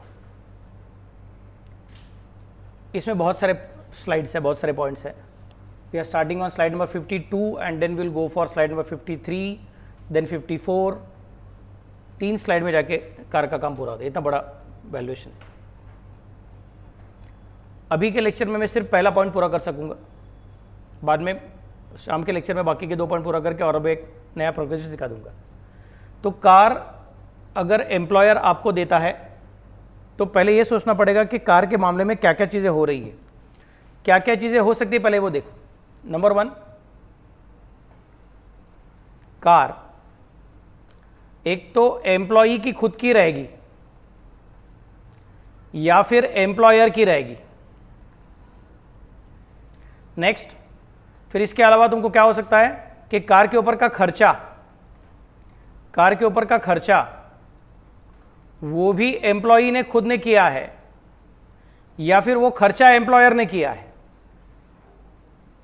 पेट्रोल, रिपेयर्स, मेंटेनेंस, वो सब खर्चा शोफर वगैरह अगर उसको अपॉइंट करके दिया रहेगा तो। और यहां पे भी एक्सपेंसेस एम्प्लॉई ने किया है या फिर एम्प्लॉयर ने किया है। तो if you look at this situation कि कार भी एम्प्लॉई की है और खर्चा भी एम्प्लॉयर कर रहा है, तो देयर इज नो परक्विजिट। क्या समझ सकते मैं कैसे बोल रहा हूं? क्योंकि मेरी ही कार, मैं ही खर्चा करूंगा, तो एम्प्लॉयर ने क्या दिया? कुछ भी नहीं दिया, तो there is no question of any perquisite. समझ में कैसे बोल रहा हूं? नेक्स्ट, मेरी कार है लेकिन खर्चा एम्प्लॉयर कर रहा है, तो फिर perquisite will be not equal to car, perquisite will be only for expenses which are paid by the employer. क्योंकि मेरी कार मैं यूज कर रहा हूं तो उसमें परक्विजिट का आएगा। कार का जो भी कुछ खर्चा करना है, कार का जो भी कुछ परचेस करने के लिए मुझे अमाउंट पे करना है, 8 लाख, 10 लाख, 15 लाख, 20 लाख, जो भी कुछ मैंने पे किया रहेगा वो मैंने अपने पॉकेट से पे किया है, तो उसमें मुझे परक्विजिट मिला ही नहीं है। हाँ, लेकिन कार का डीजल, पेट्रोल जो भरना है, सीएनजी वीएनजी भरना है, क्या जो भी कुछ है आपका वो, और कार का शोफर, कार का ड्राइवर, कार का रिपेयर एंड मेंटेनेंस, वो सब एम्प्लॉयर कर रहा है। मैं बोलूंगा फिर that expenses can be called as perquisite, but car is not a perquisite in this case. So here you will find that either there is no perquisite और there is a perquisite only in relation to expenses, but there is no perquisite in relation to car. Why? Because the car is owned by the employee. अगर car employ की खुद की है तो car की वजह से परक्विजिट नहीं है, होगा तो परक्विजिट किसकी वजह से होगा? एक्सपेंसेस की वजह से होगा। समझा मैं कैसे बोल रहा हूं? सेकंड केस, अगर कार एम्प्लॉयर की है, मतलब एक तो श्योर शॉट है कि कार का परक्विजिट हो चुका है, क्योंकि कार पे परचेस करने के लिए पेमेंट किसने किया है? एम्प्लॉयर ने किया है। कार परचेस करने के लिए पेमेंट किसने किया है? एम्प्लॉयर ने किया हुआ है। समझ मैं कैसे बोल रहा हूं? तो मतलब, और यूज करने को तुमको दिया है, तो एम्प्लॉयर का खर्चा लेकिन तुम यूज करोगे, मतलब परक्विजिट तो है क्या? हाँ, तो कार का परक्विजिट तो है ही, कार का परक्विजिट तो है ही, लेकिन बाद में expenses are paid by employee, मैं बोलूंगा फिर एक्सपेंसेस का परक्विजिट नहीं है। एम्प्लॉयर ने क्या बोला? कार तू ले ले लेकिन पेट्रोल तू डाल, मैं नहीं पेट्रोल का खर्चा करेगा। ड्राइवर रखने का तू रख, मैंने ड्राइवर का खर्चा करेगा, रिपेयर मेंटेनेंस तुझे करना पड़ेगा, मैं सिर्फ कार दे दूंगा। मैं बोलूँगा फिर एक्सपेंसेस का खर्चा परक्विजिट नहीं होगा, सिर्फ कार की अमाउंट परक्विजिट हो जाएगी। समझ में क्या अमाउंट है? Take the case of next situation, अगर एम्प्लॉयर ने खर्चा किया, मैं बोलूँगा ठीक है, फिर in that case what will happen, car का खर्चा भी परक्विजिट हो सकता है और एक्सपेंसेस भी परक्विजिट हो सकता है। तो यहां पे कार परक्विजिट तो है ही नहीं, अगर परक्विजिट हुआ तो सिर्फ क्या एक्सपेंसेस परक्विजिट हो सकता है।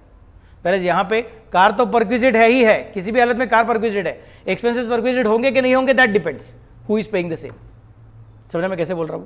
नेक्स्ट पार्ट, सर अभी ऐसा है ना कि कार एम्प्लॉई की है, खर्चा एम्प्लॉयर कर रहा है, लेकिन एम्प्लॉयर ने इसको बोल के रखा है सिर्फ ऑफिस के काम के लिए कार यूज़ करने का, बाकी किसी चीज़ के लिए यूज़ नहीं करने का, विच इज़ वेरी डिफिकल्ट। मेरी कार है तो मैं कई देर भी यूज़ करूंगा, लेकिन just for the sake of understanding में बोल रहा हूँ कि अगर सपोज ऐसा हो गया कि कार एम्प्लॉई की है, खर्चा एम्प्लॉयर कर रहा है और बोलता है कि कार ऑफिस के काम के बजाय बाकी किसी भी चीज़ के लिए यूज़ नहीं करने की है, मैं बोलूँगा फिर सर कार तो वैसे भी परक्विजिट नहीं थी क्योंकि कार मेरी ही थी, एक्सपेंसेस परक्विजिट हो सकते थे, लेकिन आपने बोला कि ऑफिस के काम के अलावा बाकी किसी चीज़ के लिए कार को यूज़ नहीं करने का, तो फिर वो एक्सपेंसेस भी मेरा परक्विजिट नहीं रहेगा। समझने में कैसे बोल रहा हूँ?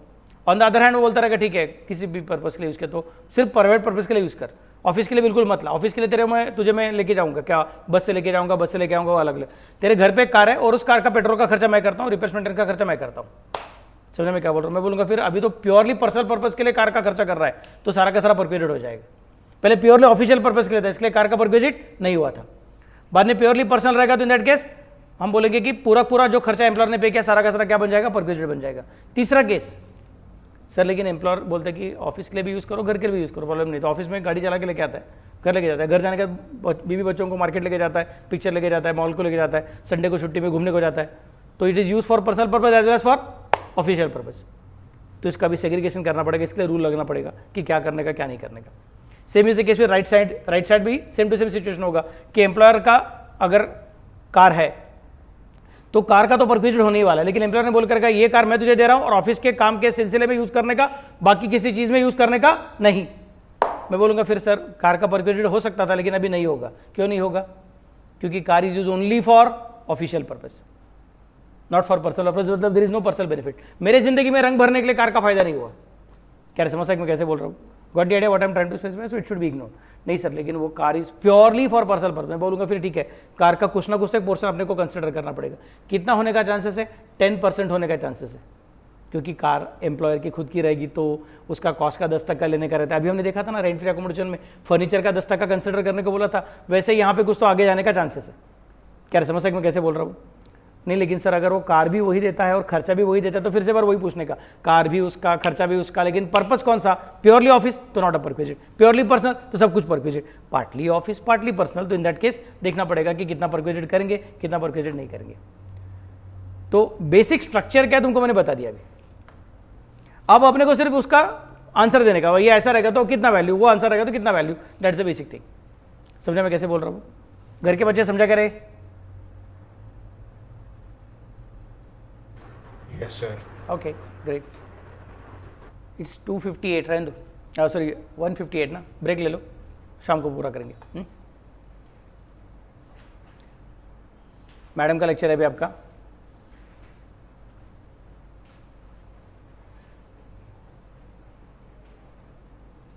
2:30 को।